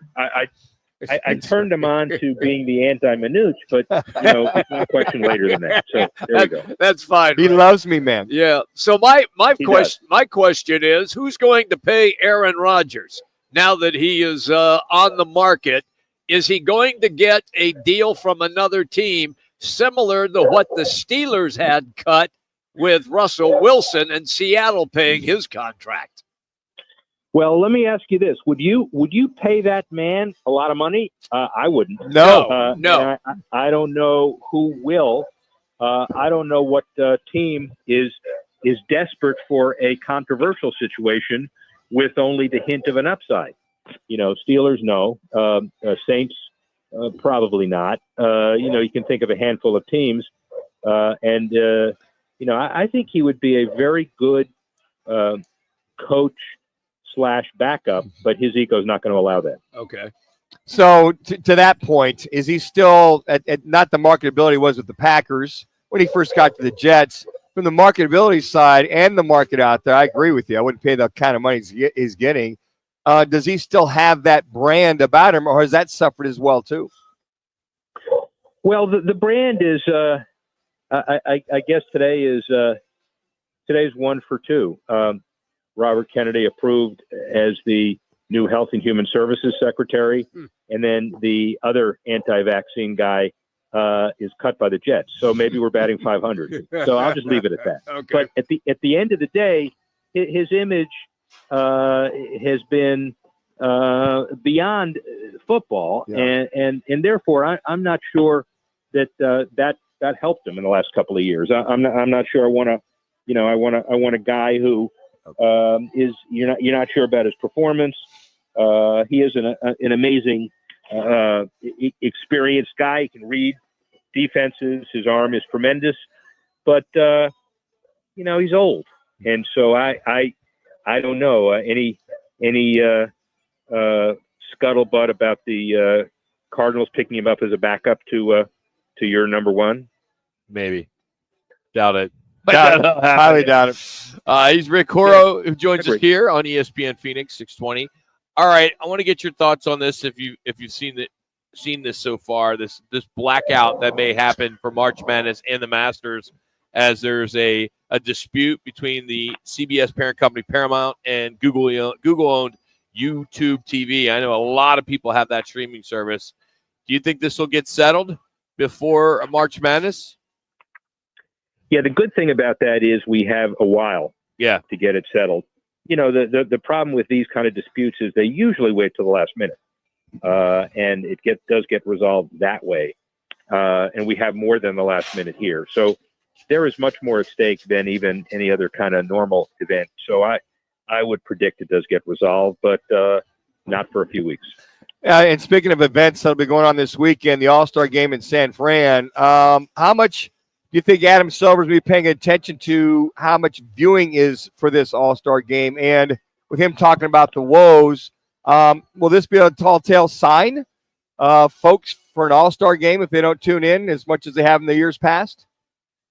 There's not a lot of sizzle here, and I'm not sure that the hype can be fixed short in the NBA, and still the 190 to 188 games are not basketball. But then about 2 more minutes. The NFL is not flag football, but they put together some really kind of entertaining Pro Bowl concepts. Still, the ratings weren't great, but the ratings, even for a fake football game, are really good. Basketball, not so sure. But you're getting into a new TV cycle, and there are going to be some new sheriffs in town. So let's see what happens. So the national viewership numbers are down about 5% compared to last year in the NBA. Do you think that all these trades that went down, LeBron and Luka playing together, could impact that and maybe get that number going up? Well, look, I was in Dallas before I was in New Orleans, and I was lucky enough to run into Anthony Davis when he was kind of getting out of his car at the Crescent Hotel, ready for his exam and his press conference. What were you doing? You doing valet? What were you doing out there? I was his ball boy. I was carrying his stuff. Now he's hurt. But I will say that in Dallas, they had a candlelight vigil, and they've had flowers on the side of the road. Mavericks, rest in peace. So some people are excited about it. I know that the Lakers have a second life, and therefore the NBA. But it sure doesn't look equitable, and maybe that's what we need. We need a whole bunch of people talking about all this, and at the end of the day, maybe that's the buzz.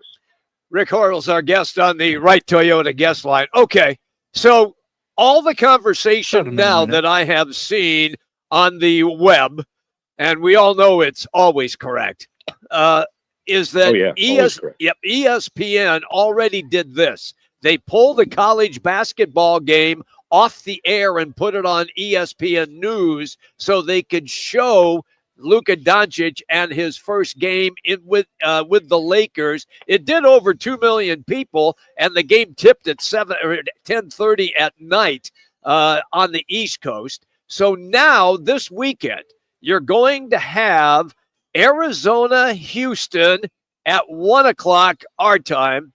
And then at 3 o'clock our time, it is Auburn and Alabama, the teams that are 1 and 2. You know as well as I do, Rick, the games will not go just 2 hours. What the hell is ESPN doing? And why can't they fix that? They're packing them in, and then the last 2 minutes will delay the tip-off for the next one, and you bring viewers in that might only have watched the first one to watch the second one. So, that in and of itself isn't the issue. They're experimenting with a lot of college basketball. I know the Tomorrow Golf League, which we're not talking about anymore because the novelty's worn off, that was going to be something that was an alternative to Tuesday night basketball for a couple of hours. So that was shoehorned into. Clear to toss whenever. I'm afraid a lot of people are thinking of it as a passing fancy. Remember the first set of questions you asked me that first week. Now, nobody doesn't care. Right. Nobody cares. But maybe the answer is that, we're all fickle, and the programming executives need to be kind of one step ahead of where everything is so they can stay up with the viewership habits. So spring training is just around the corner. So we're going to see you out here in Phoenix? Yeah, what I'm doing is I'm going to Tampa, and I'm going to do some of that. But I've got some speaking starting next Friday in Christchurch, Wellington, and Auckland. I'm going to go do some speaking and maybe a little bit of golf. And watch the Tall Blacks, which is the female FIBA New Zealand basketball team, and cover it. So for the IRS people that may now be listening to everything that's being done, I'm covering it. The golf is just a means to an end, but I'm covering it. Let me explain it again. I'm covering it.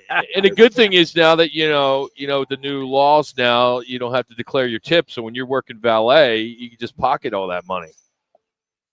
And I don't have to declare, the gratuities off the parking passes. Exactly. So it's not a problem.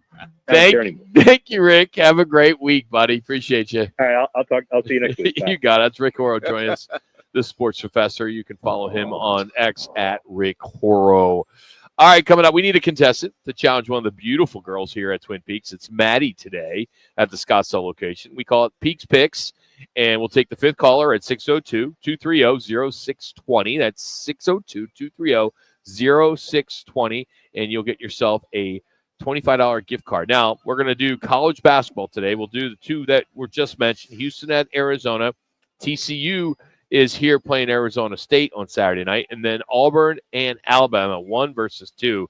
We'll need the score of that one. So 602-230-0620 to be the fifth caller, and you are challenging Maddie here at Twin Peaks. It's Roc and Manuch, Jimmy B, right here on ESPN 620.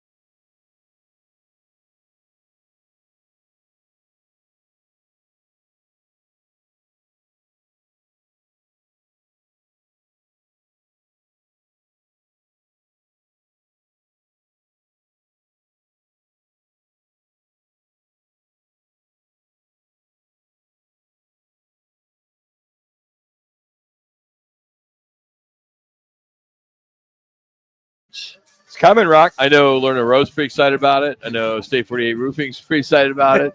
There's a lot of people that really look forward to rain. I'm excited about it. Why are you excited about Because it? You don't have to train? No, I hate missing training, but I just think we need the rain.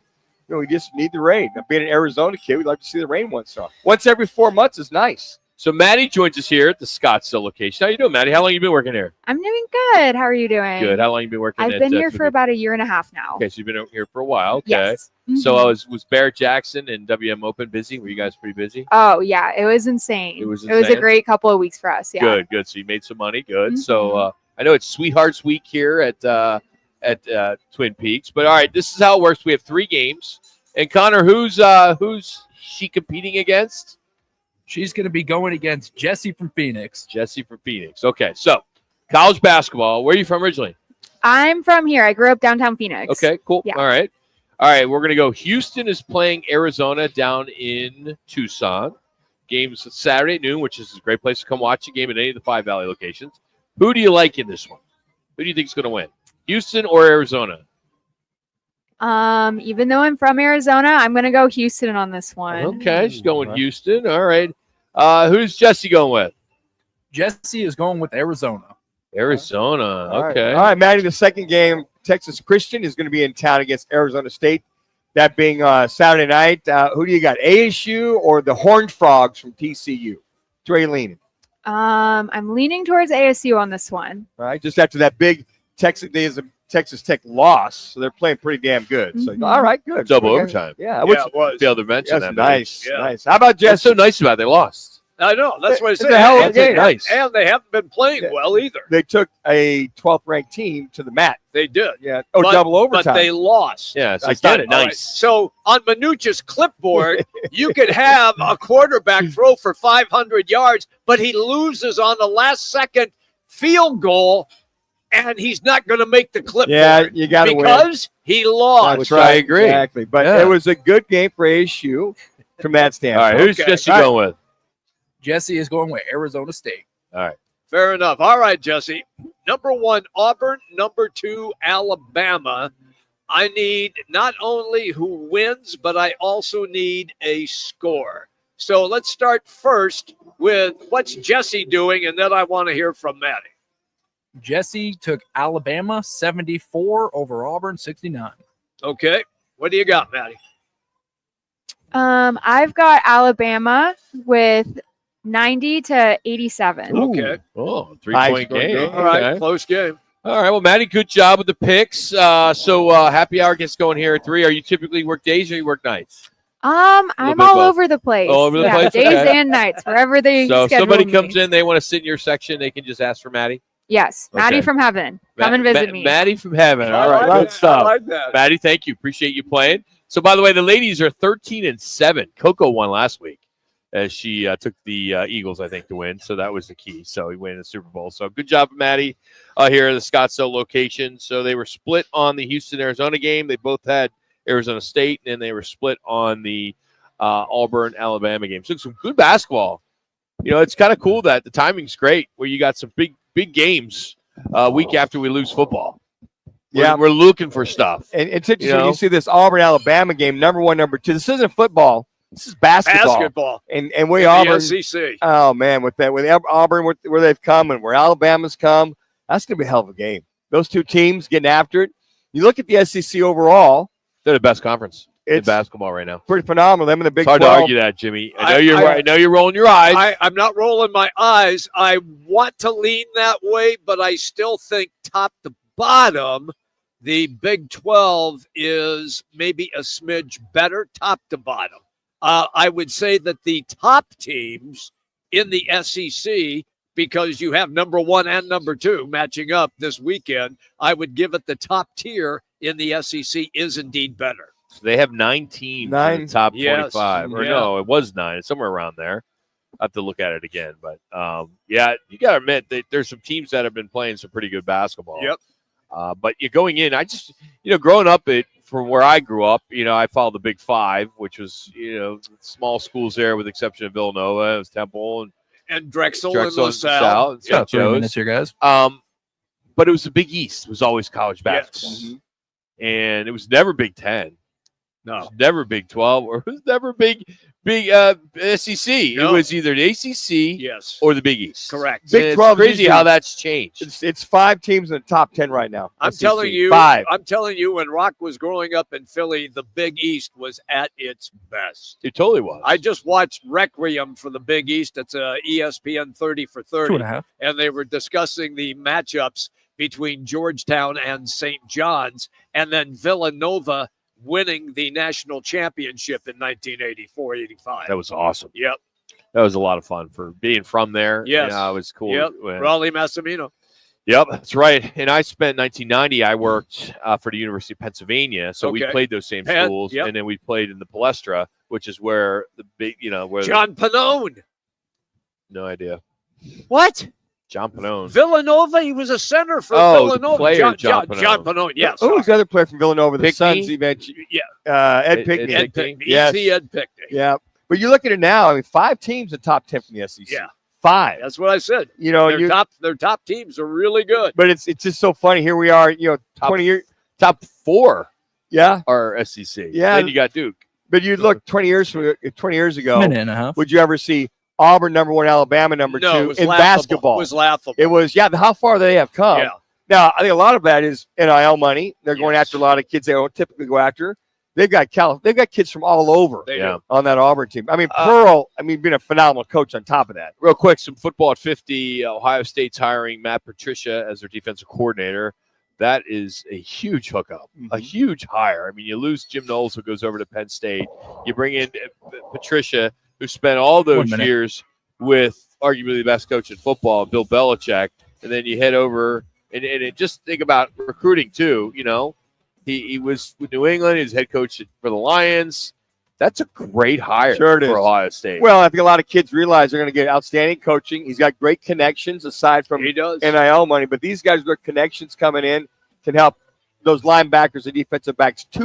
Reminds me of they hired Chip Kelly to be the 30 offensive seconds. coordinator. Now they go after another high-profile You got- defensive when coordinator. you win, you got money to spend. That's Sure correct. Yep. Pay those assistants. D-backs beat writer for the Arizona Republic, Nick Pecora, will join us. We'll talk to him about pitchers and catchers, as well as Howard Balzer, talking Debo, Samuel, and Aaron Rodgers. Do we see them in Cardinal uniforms? Doubt it, but we'll talk about it. It's Roc and Manuch with Jimmy B here on ESPN 620.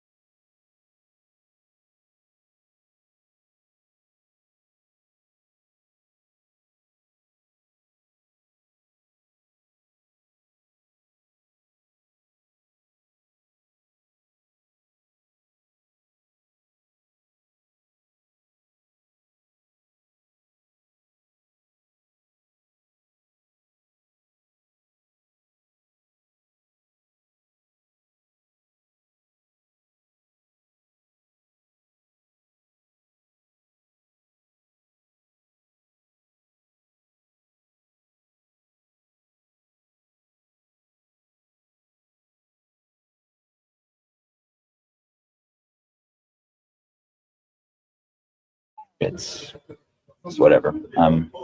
I told them Making Mike saw it. So it's not going to hurt my feelings. I know my season wasn't great, and I expect a lot of myself also.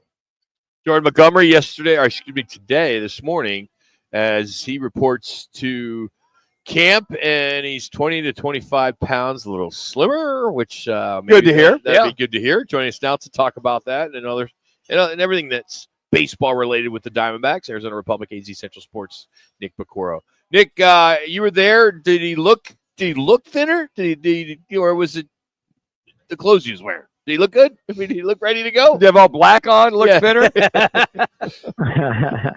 He definitely looked better. He was noticeably slimmer in the upper half. It just looked like he was in a position to be, a lot more athletic, I would say. What were his woes? Did he ever admit to you, Nick, in reference to coming in overweight, not quite getting the traction he wanted as a pitcher? Did you ever really kind of break that down for you or anybody else? I don't know. I mean, there's probably a lot of things that went into it. I guess the first thing you got to start with, I would say, is just the fact that he signed late. Guys that miss spring training historically have had trouble. It seemed like he came in and threw well at first, but his velocity was down a couple of ticks, and he was trying to chase that. And, I think he started making adjustments to try to throw a little bit harder, and then it kind of led to some, it just kind of led to things spiraling on him. And I don't really think I can explain why sometimes, guys can just have things just really, go down the drain quickly for them. It just seems like one thing can lead to another, and next thing they're just buried in a bad season and they can't find their way out. That seemed like the case for him. I think you look at the back of his baseball card, and he's had a pretty good career when he's healthy. I would expect that he's gonna. I don't know how good. I just feel like it's pretty safe to say he's going to be a lot better. Where do you see him? Where do you see him contributing? On this team right now, like I don't know. Yeah, I probably wouldn't project him to be in the rotation to start the season. Okay. It sounded like the club was kicking around the idea of a 6-man rotation for some time here recently, but it sounded like Torey Lovello yesterday, and even Mike Hazen a little bit today, kind of just threw some cold water on it. Just talked about some of the drawbacks of a 6-man. It just doesn't sound like they're going to go that direction. So if you've got 4 spots locked up with Corbin Burns, Jack Gallen, Merrill Kelly, Eduardo Rodriguez, and then you've got Brandon Pfaadt, Ryan Nelson, and Jordan Montgomery after that, the club has tended to view Brandon Pfaadt very highly for many years now. I think he had a higher ERA last year than Ryan Nelson, but he pitched much better than his numbers. And I just feel like the club sees Pfaadt as the guy pitched real well in the postseason a couple of years ago. They just see him as a solidified part of this rotation. I could be wrong. Maybe they do send Pfaadt to the bullpen or send Pfaadt down and Nelson down. They have options. They can do that. But I don't know. It just seems like a tough sell to me for a guy coming off the year he had last year to be plugging Montgomery right back into the rotation. I would guess if all 7 of those guys are healthy, which, a thing that Hazen loves to talk about rarely happens, that's why you have depth. If all 7 were healthy, I would guess that Montgomery goes to the bullpen and Nelson maybe joins him, or maybe goes to Reno to stay sharp and stretched out. And look, odds are at some point they're going to need these guys to make starts. That's just how a baseball season goes. You look at Josh Naylor now, the first baseman. Pavin Smith looks like he could interchange there, be the DH. The whole Pavin Smith talk per se, Nick. They have a lot of confidence he could be a daily DH interchanged with Josh Naylor to give him a break once in a while. Yeah, I think they're looking at Pavin to get most of the at-bats against right-handed pitching out of the DH spot. Naylor will probably get most of the starts at first base. And then Randall Grichuk can start at DH. They signed him back last week against lefties.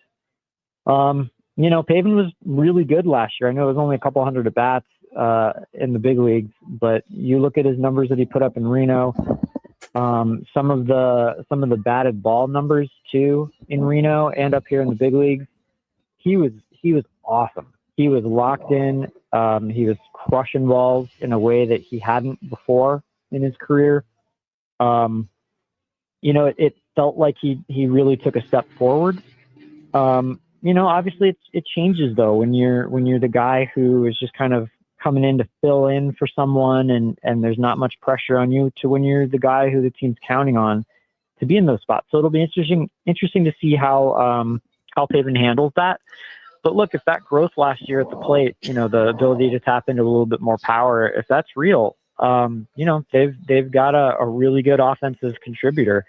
Guy that they had kind of hoped would be that sort of player, when they first drafted him, I guess it was 7-8 years ago. Nick Picorell is our guest on the Right Toyota guest line. I want to go back to what Torey Lovullo said about the bullpen. He was questioned about it. Might have even been your question, Nick, was, are you going to name a closer? And he said, no, I'm not going to do that. I want to look at everything. We had a discussion about that earlier this year. I'm thinking that he is going to let that ride at least maybe into the first month of the Diamondback season before he makes that determination. Is that a fair question, or am I all wet here? Well, I mean, Torey likes to make, before he comes out and makes a proclamation of somebody being his closer, it's already very obvious that person is his closer. So I think probably we'll know the first save opportunity he gets, or first two save opportunities that they have. If he goes to the same guy back-to-back times, that's his closer. I think, like, I know what you're saying. He wants to see how these guys are throwing and go from there, and that makes sense. Kind of feels to me like it's sort of got to be AJ Puck, just off the way that he pitched last season. He was one of the best relievers, if not the best reliever in baseball in the second half. Just absolutely dominant with his slider. Dominating lefties and righties. It just feels to me like that's the obvious move. That's the guy. Like make him your closer and go from there. Hazen talked today about how, it just doesn't feel like he's going to end up adding that closer that they were looking for all off season. So, Puck could very easily step up and be that guy and provide that stability that, look, like when the Diamondbacks have been at their best the last couple of years, they've had like a guy in that ninth inning role locked in and pitching well. They haven't been, doing closer by committee or that kind of thing. So Lovullo's always preferred to have set roles. I think he's probably going to decide on someone and give that guy a first run. And I would guess that it's going to be Puck, but I could be wrong. Nick, it looks like the lineup is pretty much set. Where is Jordan Lawler going to fit into all this? The first round pick, barring any injuries. Will they send him down for one more year, have him develop, and they eventually put him at third base, replace Suarez? What's the latest scuttlebutt in reference to Jordan Lawler, your number one pick a couple years ago? About 2 more minutes. Yeah, that might be the way it plays out. I do think he probably opens the year in Reno. I mean, he played, I think, 25 games or something all last year between different minor league levels. He just couldn't get on the field. He couldn't stay healthy. He's got to show he can do that. I think they want him to play every day in the minors, stay sharp, show that, that he's ready again for the big leagues. And if a need arises, bring him up. I mean, maybe something happens where, somebody's struggling, at a position, or somebody gets hurt and there's a need. And I do think he's athletic enough that, if a center fielder goes down, maybe they can have him run around out there. I mean, he can fly. He seems like a really good athlete that could be able to handle anything that's thrown at him. I think the hope would be that, Suarez is going to be a free agent. Maybe he ends up being the everyday third baseman. Maybe Cattell, as he ages and maybe he slides over to first base or plays, gets more at bats at DH and Lawler becomes an option at second as well. I don't know. We'll have to see how it plays out. I know that they anticipate that Lawler's going to be a big part of their future. we'll just have to see when and where that is. And last but not least, Corbin Carroll. Did he exercise the demons from his batting from last year? What did he do in the offseason? What's his talk in reference to coming out and hopefully getting off the schneid this year with his batting? Yeah, I don't know. It's pitchers and catchers only. Corbin, I saw him briefly yesterday, I think, but he hasn't really, I don't think, done any interviews or anything yet with the local writers. So I'm curious to hear what he has to say and what his off season was like. I know he made some changes the winter before to try to set himself up better, and wound up having some things go sideways as a result. He got it clear to rep whenever. And I would guess that he's just looking to kind of pick up where he left off in the second half last year. I don't know that he finished the year at the end, and I want to say in September he maybe didn't have the best September. But he did turn his season around undoubtedly there in the middle of the year. And I think he'd probably just would like to kind of keep it rolling where it was. That's a guy that you look at some of the subtractions to this offense, right? Like Christian Walker and Jock Peterson were huge parts of the team and aren't anymore. There are a couple of spots where you can look at and say things could be better offensively, and Corbin Carroll is definitely one of those areas. So you ready for the next 9 months straight there, Nick? I mean, it's nonstop now, and pitchers and catchers are here.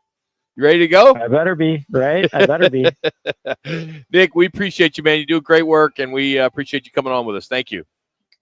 All right, no problem, guys. See you later. Nick Picorio joining us here on ESPN 620 as he's getting ready for the season. That is a hell of a job for those of you who want to get in this industry. Baseball beat writer. It doesn't get any harder than that. I mean, I know as a PR guy in baseball, you're the first one in, last one out, and you had 12-game home stands, and then you had the 12-game road trips or whatever it may be. But that guy's got to be on the road and be at home. That's nonstop. You get to the park at 2:00, game gets extra innings, you're not getting out there at 11.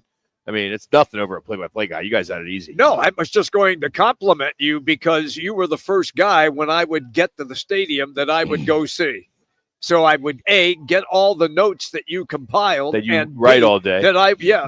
Exactly. and then Thank you, Roc. And then I would ask. No, I got to tell you, the game notes were everything. Yes, they are. And the minor league level is different. I was AAA Giants, but the thing with the game notes was if you made any mistakes, I was part of Kangaroo Court because the players would read the game notes. Wow. Because there's a lot of downtime before the game starts. You get to the park at 2, 3 o'clock, BP, all that stuff. And then they're reading the game notes because these guys want to know how they're doing. Plus, some of these guys are trying to get to the next level. Right. And if there's a typo or the official scorekeeper gave an error the night before, and he thought it was a hit. I mean, that stuff got nuts. Oh, yeah. Got really, really crazy. All right, let's do this. So the D-backs and the Rockies next Saturday. We have four packs of tickets for you. We'll take the first 4 callers. We'll make it easy for Connor. 602-230-0620. 602-230-0620.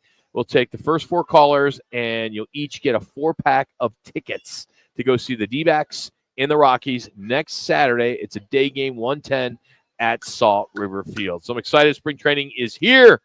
Coming up, our Underdog Picks Plus, we'll talk about the big news today with Aaron Rodgers out in New York. It's Roc and Manuch with Jimmy B from Twin Peaks, Scottsdale.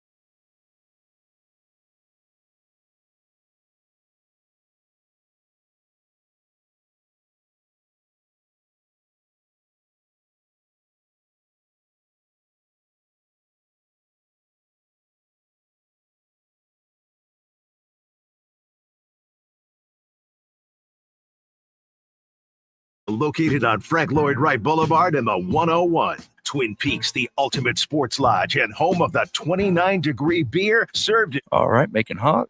I'll let you guys know when I'm back. Here's Roc and Manuch with Jimmy B on ESPN 620.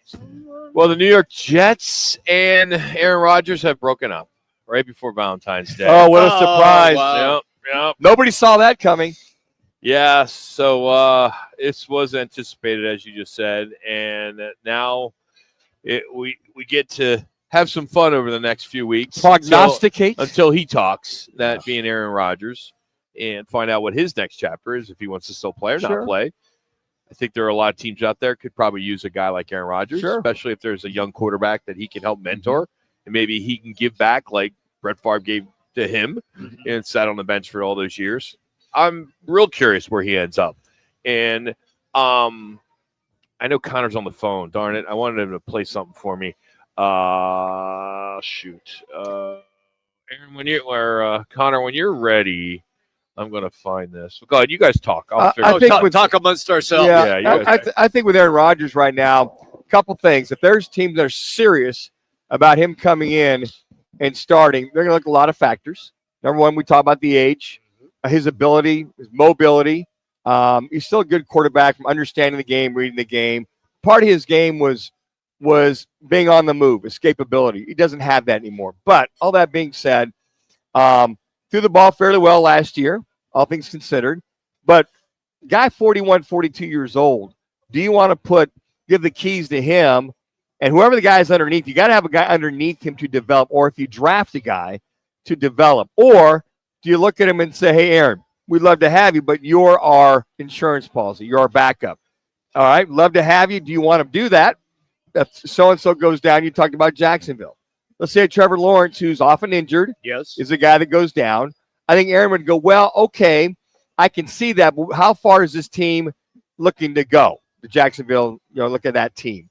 So are they a team that has a chance to make the playoffs? They do. They have talent on that team. They have talent, but what are their chances? But if he says, all right, or I can help mentor Trevor, I can help him out, I can be there for you if there's an opportunity to move on. He doesn't want to just go somewhere and just play without having an offensive line, a decent group of receivers, and a running game. So he has a lot of things to look at, and now he's got homework to do too. He does, but Manuch, with you saying that, then he is not going to try to go to a lower tier team. No, he's not. Because they don't offer those things for him. So Pittsburgh has been mentioned, and look, they can get rid of Russell Wilson, and Russell would probably end up then with the Raiders because of Pete Carroll being there. But that would be an option if they decided to go in that way. Also, and people are going to go, oh, no, not again. It's the same thing. Minnesota Vikings, I know they have McCarthy, and Darnold just had a terrific year, but he's a free agent.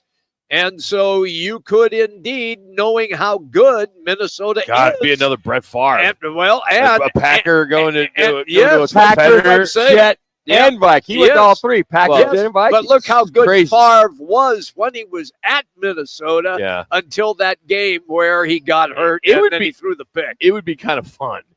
It would be. Just to have some fun. Yes. So just to have some fun at the stake of Minnesota fans. Yeah. Just to be able to say, first you took Favre. Yeah. Now you got Rodgers. Oh, but look the at irony of it all. Receiver core. Look at who he's got to throw to. It's just wondering if they don't re-sign, and on the Darnold scene, McCarthy's not going to be ready till mid-season, if that, with the injury. You. Yep. And my feeling is they probably will re-sign Sam Darnold. Had a hell of a year. Why would you let him go unless somebody makes him a Godfather offer that's out there? I think you got to pay him. Well, they are going to pay. But McCarthy's not going to be ready. Rookie quarterback. He's not going to come in and do the same kind of things that Sam Darnold did. They win 14, 15 games last year with him at quarterback. J.D. McCarthy literally missed out on his rookie year. That'd be very hard to run that back with a rookie quarterback. So with Sam Darnold, they keep the same guys at task. I mean, what's his name? Danny Dimes is the backup. Does Danny Dimes come back as his backup? Yeah. That means Sam Darnold does re-sign. But I just look at the whole Aaron Rodgers thing, and you talked about Pittsburgh. I think they like Russell Wilson in Pittsburgh. They got to the playoffs with him. He got the offense down. He's satisfied. He scratched that itch for them at quarterback. Justin Fields, I'm sure, will stay as their. They've already said, Manuch, they're not going to keep both of them. Well, one is going to go. Well, if you're going to give up, let's say if I think the key here is Russell Wilson's at the controls. He wants to stay. Now, if he decides to leave, then do they put the faith in Justin Fields, who struggled with this offense up front until Russell Wilson was healthy with the Achilles and with the calf strain? So there's a lot there. It's just a matter who will step up. He's not going to make that kind of money that he made in the Jets. I don't think money's going to be an option. It's going to play into this at all. I think it's whatever GM is trying to keep his job. Yeah. Whatever owner has said, hey, we need you to win now. Like I think the Colts, they're a team that's trying to win now. That'd be a good choice. They have talent. And they've gone down that road. They had Joe Flacco. They had some other old guys, Carson Wentz. Yeah. They've picked up some old guys in the past. I think Matt Ryan. I mean, so they've had quarterbacks that Irsay has been okay with. And I think maybe that's a home for him. And you keep it would be an indictment against Richardson. He could learn under an Aaron Rodgers for a year or two. Healthy. He got to stay healthy. He's a hell of a talent. Just a matter of developing as a quarterback. Look, we've all seen hell of a talent, and they've never amounted to a hill of beans. And that's why the Colts could be a great landing spot for him. As we mentioned, we talked about Flacco going in there and doing the job and other quarterbacks. But that could be, hey, look, let's just put Richardson, not that you put him on hold, just sit back and relax a little bit. Let's sit back, go ahead, have you develop, watch Aaron Rodgers. And if Rodgers gets hurt, you've got a kid that's been there, it'll be his third year coming in. And whatever he can do. But he's played minimally. He has. He really has. He played a lot of football in college, number one. No, he played 1 year. That was it. Yeah, so he's that, what they call diamond in the rough. Well, you got a guy that can hopefully run your offense and get him to a point of getting back to the playoffs. Connor, can you fire off? I want to just kind of go back here. It's a Throwback Thursday. We put together a montage of ESPN hosts when Aaron Rodgers was traded to the Jets. You remember they gave a bunch of picks for him? Oh, yeah. But let's just play this bit. And the best part is Greeny at the end. We have breaking news right now. Breaking news. Finally, after almost 6 weeks of running on a treadmill, baby, we've got some movement. This was a trade of biblical proportions, which is why it took 40 days and 40 nights. Aaron Rodgers is being traded. The trade is coming down. Broadway Joe Namath, it's over. This is Aaron Rodgers time, baby. You're talking about a 4-time MVP leaving the smallest market in North American professional sports for the largest. Watch out, everybody. Here come the Jets.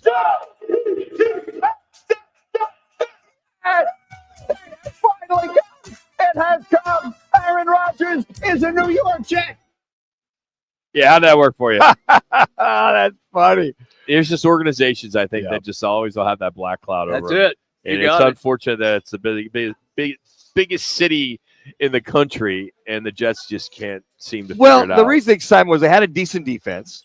Zach Wilson was as bad as he played. They still, when they missed the playoffs by 2 games or 1 game, they felt that they got Aaron Rodgers.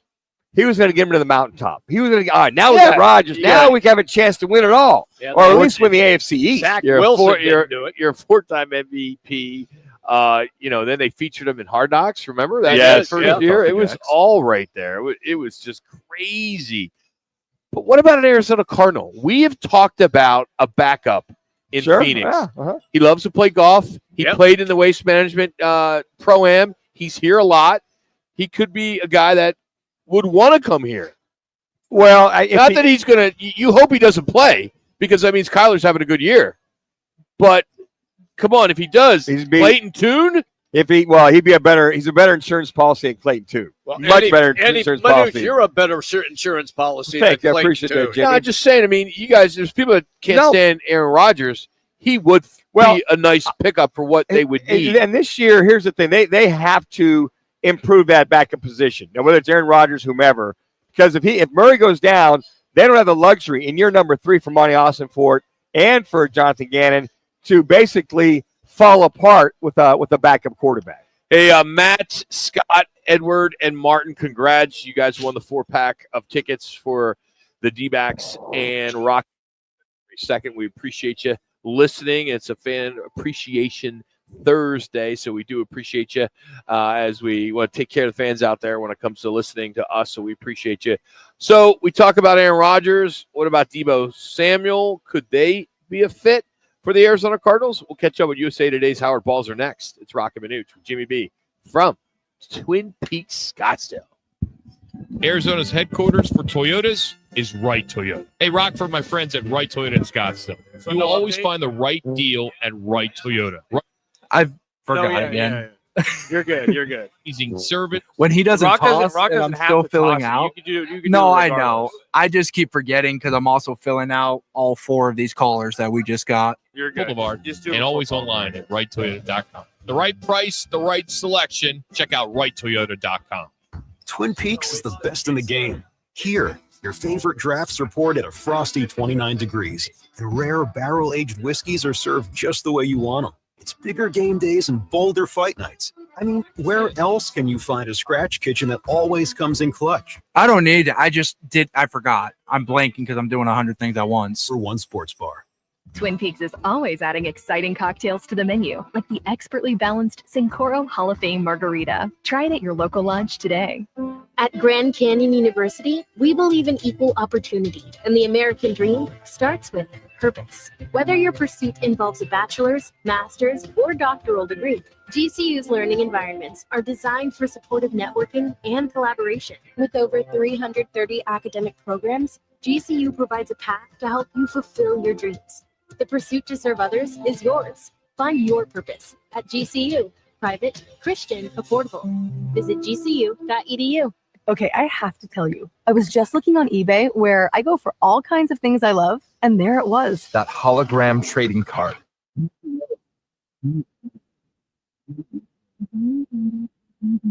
One of a kind. eBay had it, and now everyone's asking, ooh, where'd you get your windshield wipers? eBay has all the parts that fit my car. No more annoying, just beautiful. Whatever you love, find it on eBay. eBay, things people love. Millions of Americans take medicine like Ozempic and Zepbound. Many of them are overpaying by thousands of dollars a year. These GLP-1 medications for diabetes, weight loss, and more may not always be covered by your insurance, but GoodRx can help. GoodRx helps you save every month on prescriptions at over 70,000 pharmacies nationwide. Best of all, it's free to use. Check GoodRx to save on GLP-1s. Just go to goodrx.com/GLP. That's goodrx.com/GLP. GoodRx is not insurance, but can be used instead of insurance, including Medicare and other federal and state-funded programs. When you make the choice to foster, you have the power to make an impact greater than you ever expected. The support you give a child when you provide them with a healthy and loving environment to grow has a ripple effect that positively impacts everyone they come in contact with throughout their lives, creating a better community for the future. That's the foster effect. Learn more about foster parenting at azdcs.gov/foster.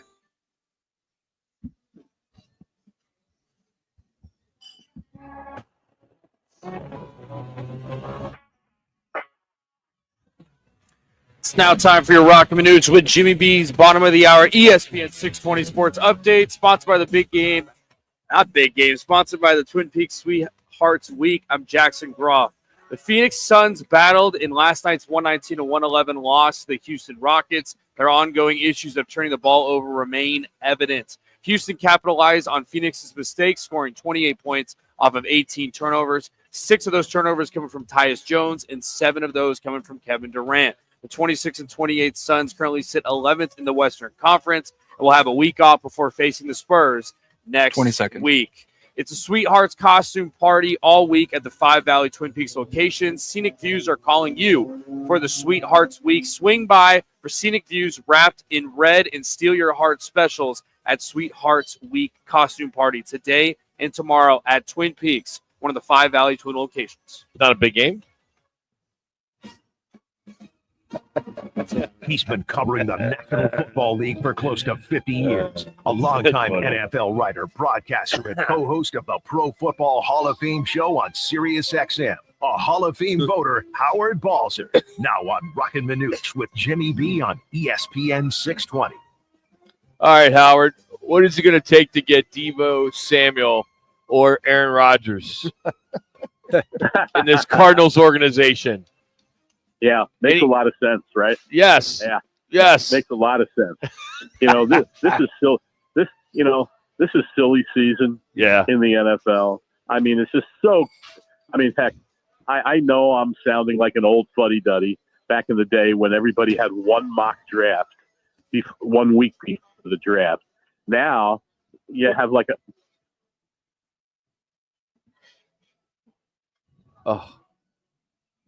seriously. I mean, I know you asked about veterans, but I mean, so all of a sudden. All right, Howard. Connor, let's reconnect. It's going to rain, so our whole city's our city's going to close down. Phones aren't going to work. There's also a full moon. I mean, folks, be ready because Armageddon is upon us. We haven't had rain in 3 months, 4 months? 4 months. 4 months. 4 months. You old guys, probably the day. What day was it? No, I don't know. Well, the fact that I you don't 4 care. months right It was I know it was 4 I know months. it was 159 days we didn't have rain. 159. We missed the record by 1 day. We had 160 days. That was the record. How long ago was that record? It was probably 5 years ago. 5, 6 years Wow. ago. Yeah. All right, Howard. We know it's about to rain, and I think it's raining in some parts of the valley, so I'm sure that's screwing up the phone line. So you were talking about veterans. You're talking about veterans, and then we dropped. Yeah, I mean, your teams are always looking. They're always seeing what guys might be available, but contracts, how old the player is, what's the compensation, all those things have to fall in line if you're going to make a deal. And I know everybody's like breathlessly panicking. Oh God, Monty Ossenfort has to make a splash, and he has to do this, and he has to show the fans that they're serious. I mean, you're not going to do something that doesn't make sense, and that's the way to run a quality organization. And so, we'll see what happens in this next month. We're a month away from the league year beginning, and the free agent crop really isn't that strong. And so the guys at the top, the guys that are seen as the best players, those are going to be the ones getting silly money. And so that's what teams have to decide if it's worth it spending that money. It's interesting, guys. The Eagles has gotten all kinds of plaudits, and deservedly so for the roster he put together. But last year at this time, they traded Hassan.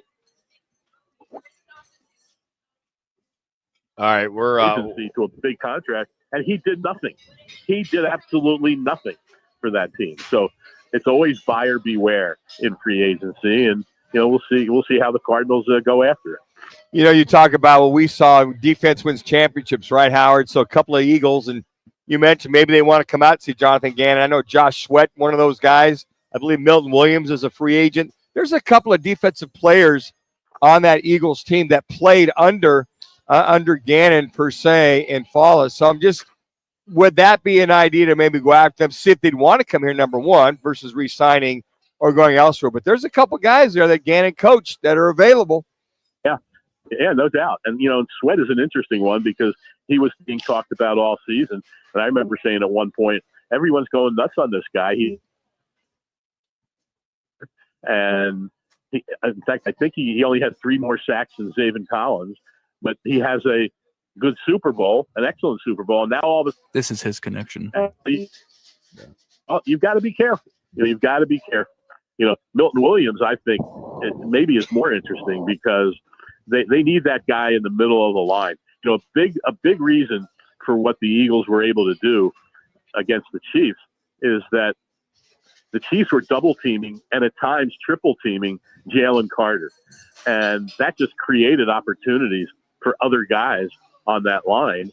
And Patrick Mahomes was running for his life, similar to what happened in the game against the Buccaneers in the Super Bowl 4 years ago. So you mentioned defense wins championships. What wins championships are the trenches, the offensive and defensive line. And, Andy Reid was asked last week during Super Bowl week about his experience with Howie Roseman. Of course, he was there as the head coach with the Eagles. And he was always to build the offensive and defensive lines. And he said, especially on offense, because if you don't have that line, you can't be productive consistently. You just can't. And so I think that's what the Cardinals really have. I hear people talking about, the Cardinals have the 7th best offensive line in the NFL. Well, first of all, I don't believe the thing Pro Football Focus says, but if they had the 7th best offensive line, that means there's a lot of offensive. And I'm not saying they were bad, but if they're the 7th best in the NFL, then that means there's a lot of teams that suck. Howard Balzer's our guest on the Right Toyota guest line. All right, so here we are, and the Super Bowl's in the books. The numbers were big, despite the fact that it was a blowout game. Why were the numbers bigger than ever, and the game did not live up to the hype? Yeah, that's a great question. And I think one thing I saw was, that they were able to count, outside the home numbers for one of the first times. And that's been something that's been a little problem with the system, with the ratings. I've always questioned ratings because, how I think there's a few thousand, people that, are monitored. You're going to tell, I've always wondered about that. You're going to say that a few thousand people is a great picture for an entire country rather, of millions of people and what they're watching.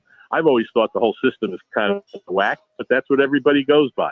But I do think that some of those reasons I mentioned was why it 2 minutes left that it did. He's Howard Balzer.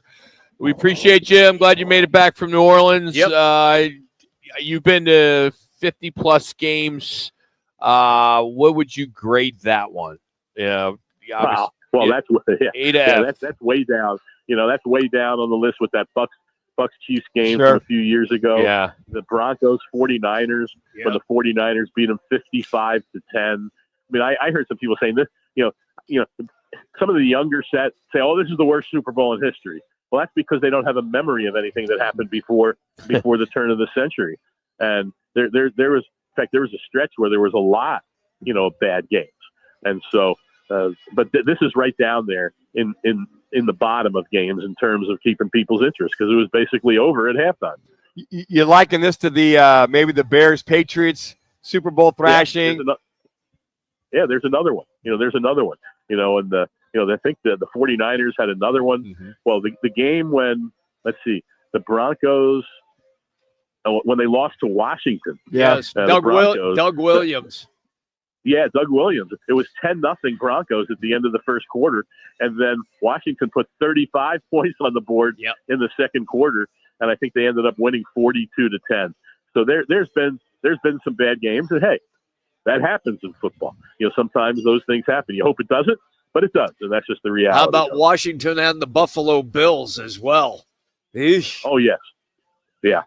So there's a bunch of them that we could list in terms of games that you just wish that they were a lot better than what they turned out to be.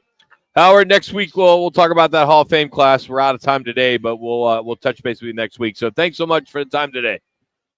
Sounds good, guys. Take care. You got it. Howard Balzer joining us, part of Sirius XM NFL Radio, as well as Cards Wire for USA Today Sports.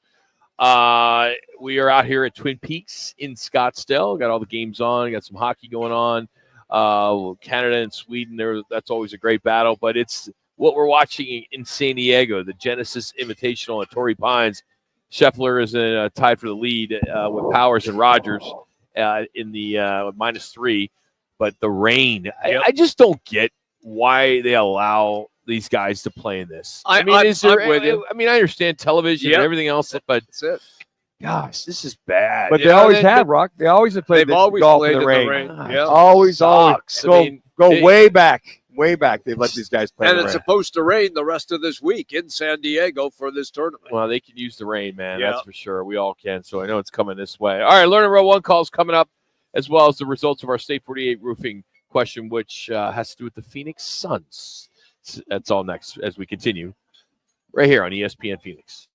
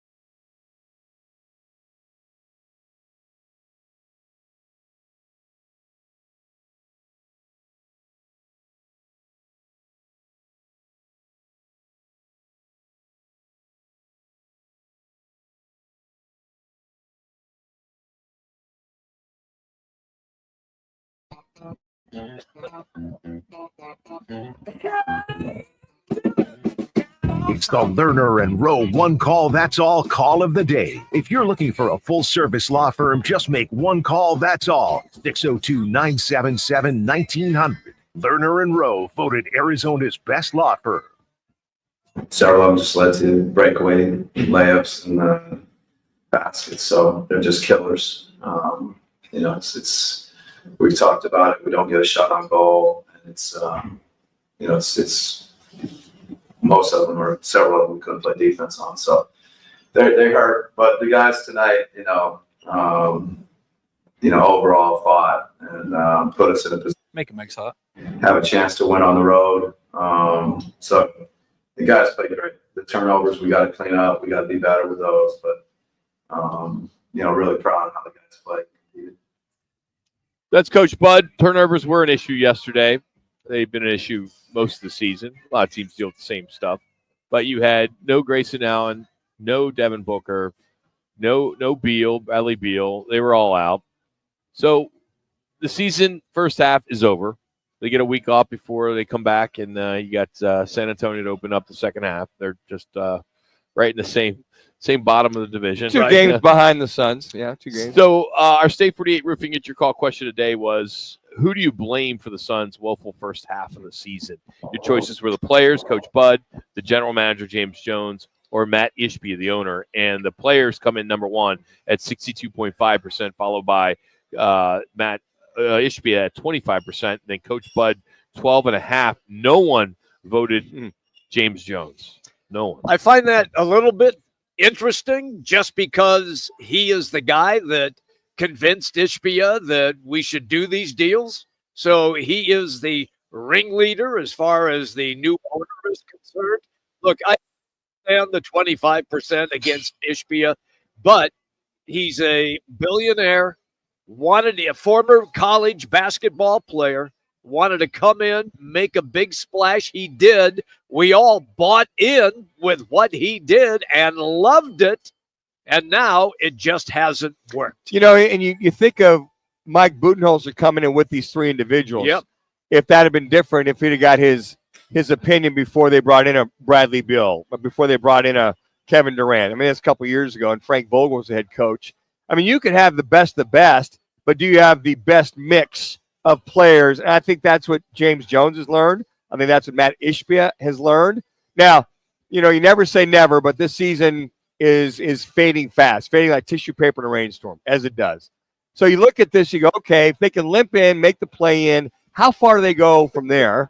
You know, if they do, this was just disgusting to say about this whole thing. Yep. So you look at it, you go, okay, so what's going to change in the play-in tournament if they make it versus now?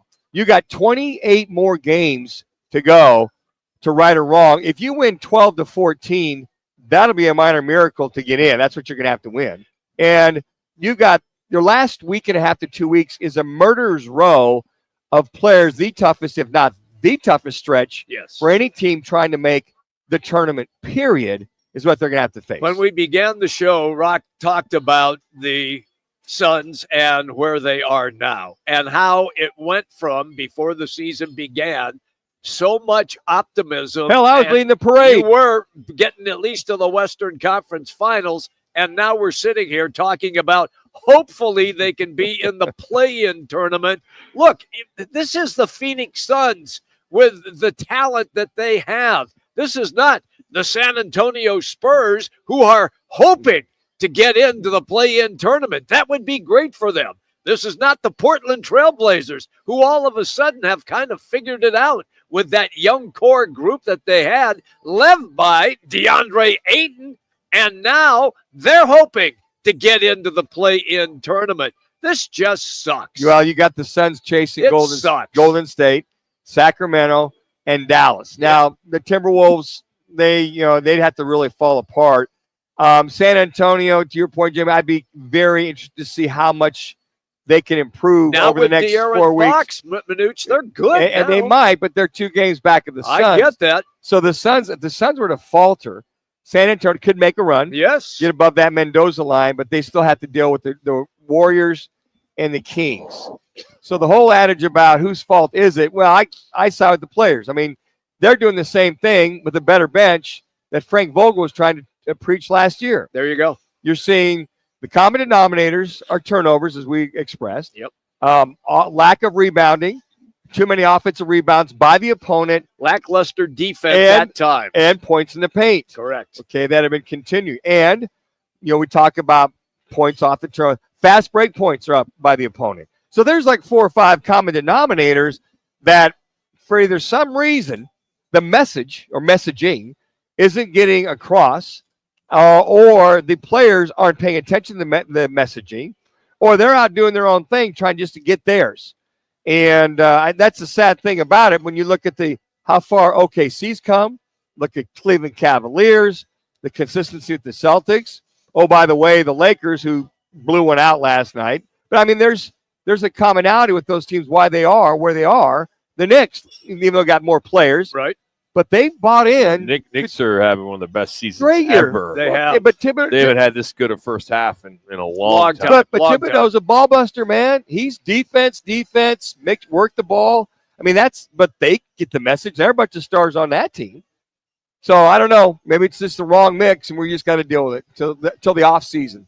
Make a run, make it in, just like the D-backs did. Make it in the back door 2 years ago. Mr. Fan. Go to the World Series. He just put his fan hat on. Out. Oh my God. Ever hopeful, Rock. I'm ever hopeful. So let me ask you, full moon, the weather's is about to hit, the rain. Are you guys like your knee hurts, your ankle, your neck? I mean, no, surprisingly not. Only my allergies are like on fire today. I've been blowing normally my when the nose. weather hits like this, that's No, when I'm you're good over to go, 50, man. you start feeling Over it. 50. Used Jesus, to I'm over 90. Till you turned me on to the CBD oil about 8-9 years ago, Rock. So thank you so much. So those aches and pains, they're not there anymore. No, they're they're pretty much between the salve and the oil, the stretching, the diet, and take the anti-inflammatories.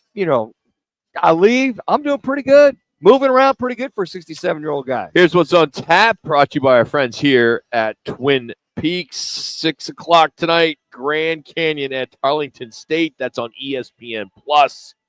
Then tomorrow, nothing local, and then a big Saturday in college basketball.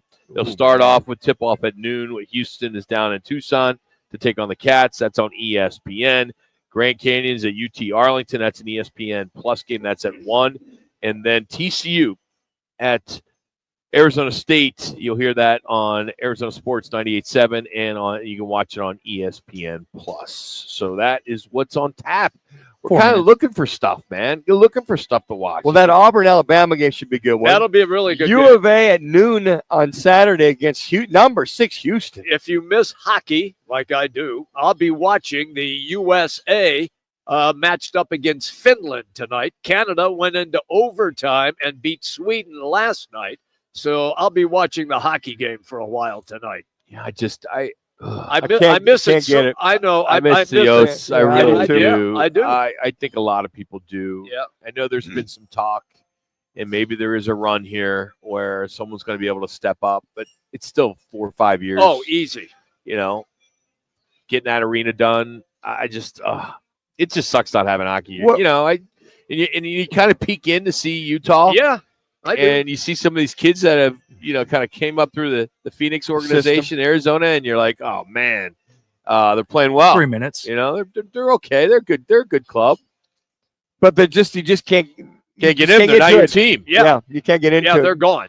You think that they might look at a minor league hockey coming back in town here, Rock, prior to the NHL? You think they might? I mean, you got a couple arenas around the valley that could take it on. If you remember, we used to have the Phoenix Mustangs. We had the Phoenix Roadrunners.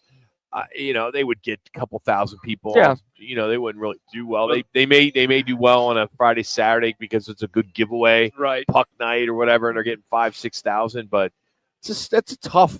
You would think that they would be able to draw in a market so big. They would have to play at the Mullet because that would be the right size arena, and it has experience with professional hockey. I would agree with that.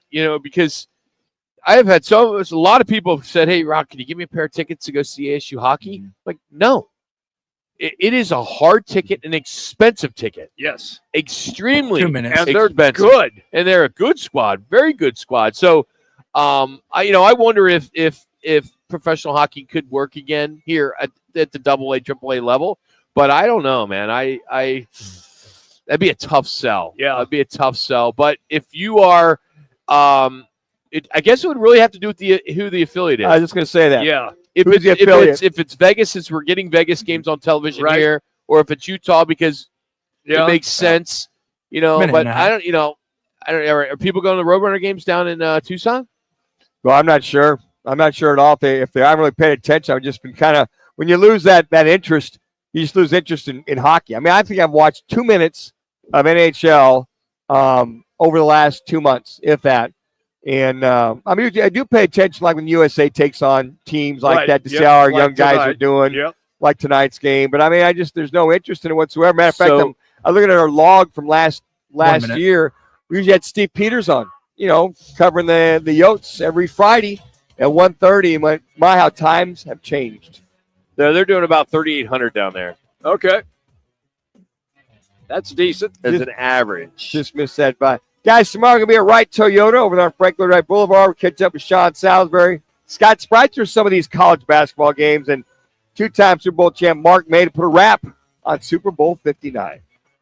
That's tomorrow, 1 o'clock from Wright Toyota. Special 30 thanks to our friends out here at Twin Peaks. We're going to do a March Mania with them, so we can't wait. So we're just around the corner from talking college basketball all the time for March, which is always a blast. And if you missed anything, go to rockandmanuch.com. Our podcast is also up there and at arizonasports.com. So Connor back in studio, great job today. Our winners today. We'll have more tickets tomorrow. We'll have some ASU basketball tickets to give away as well tomorrow between 1 and 4. So thanks for listening.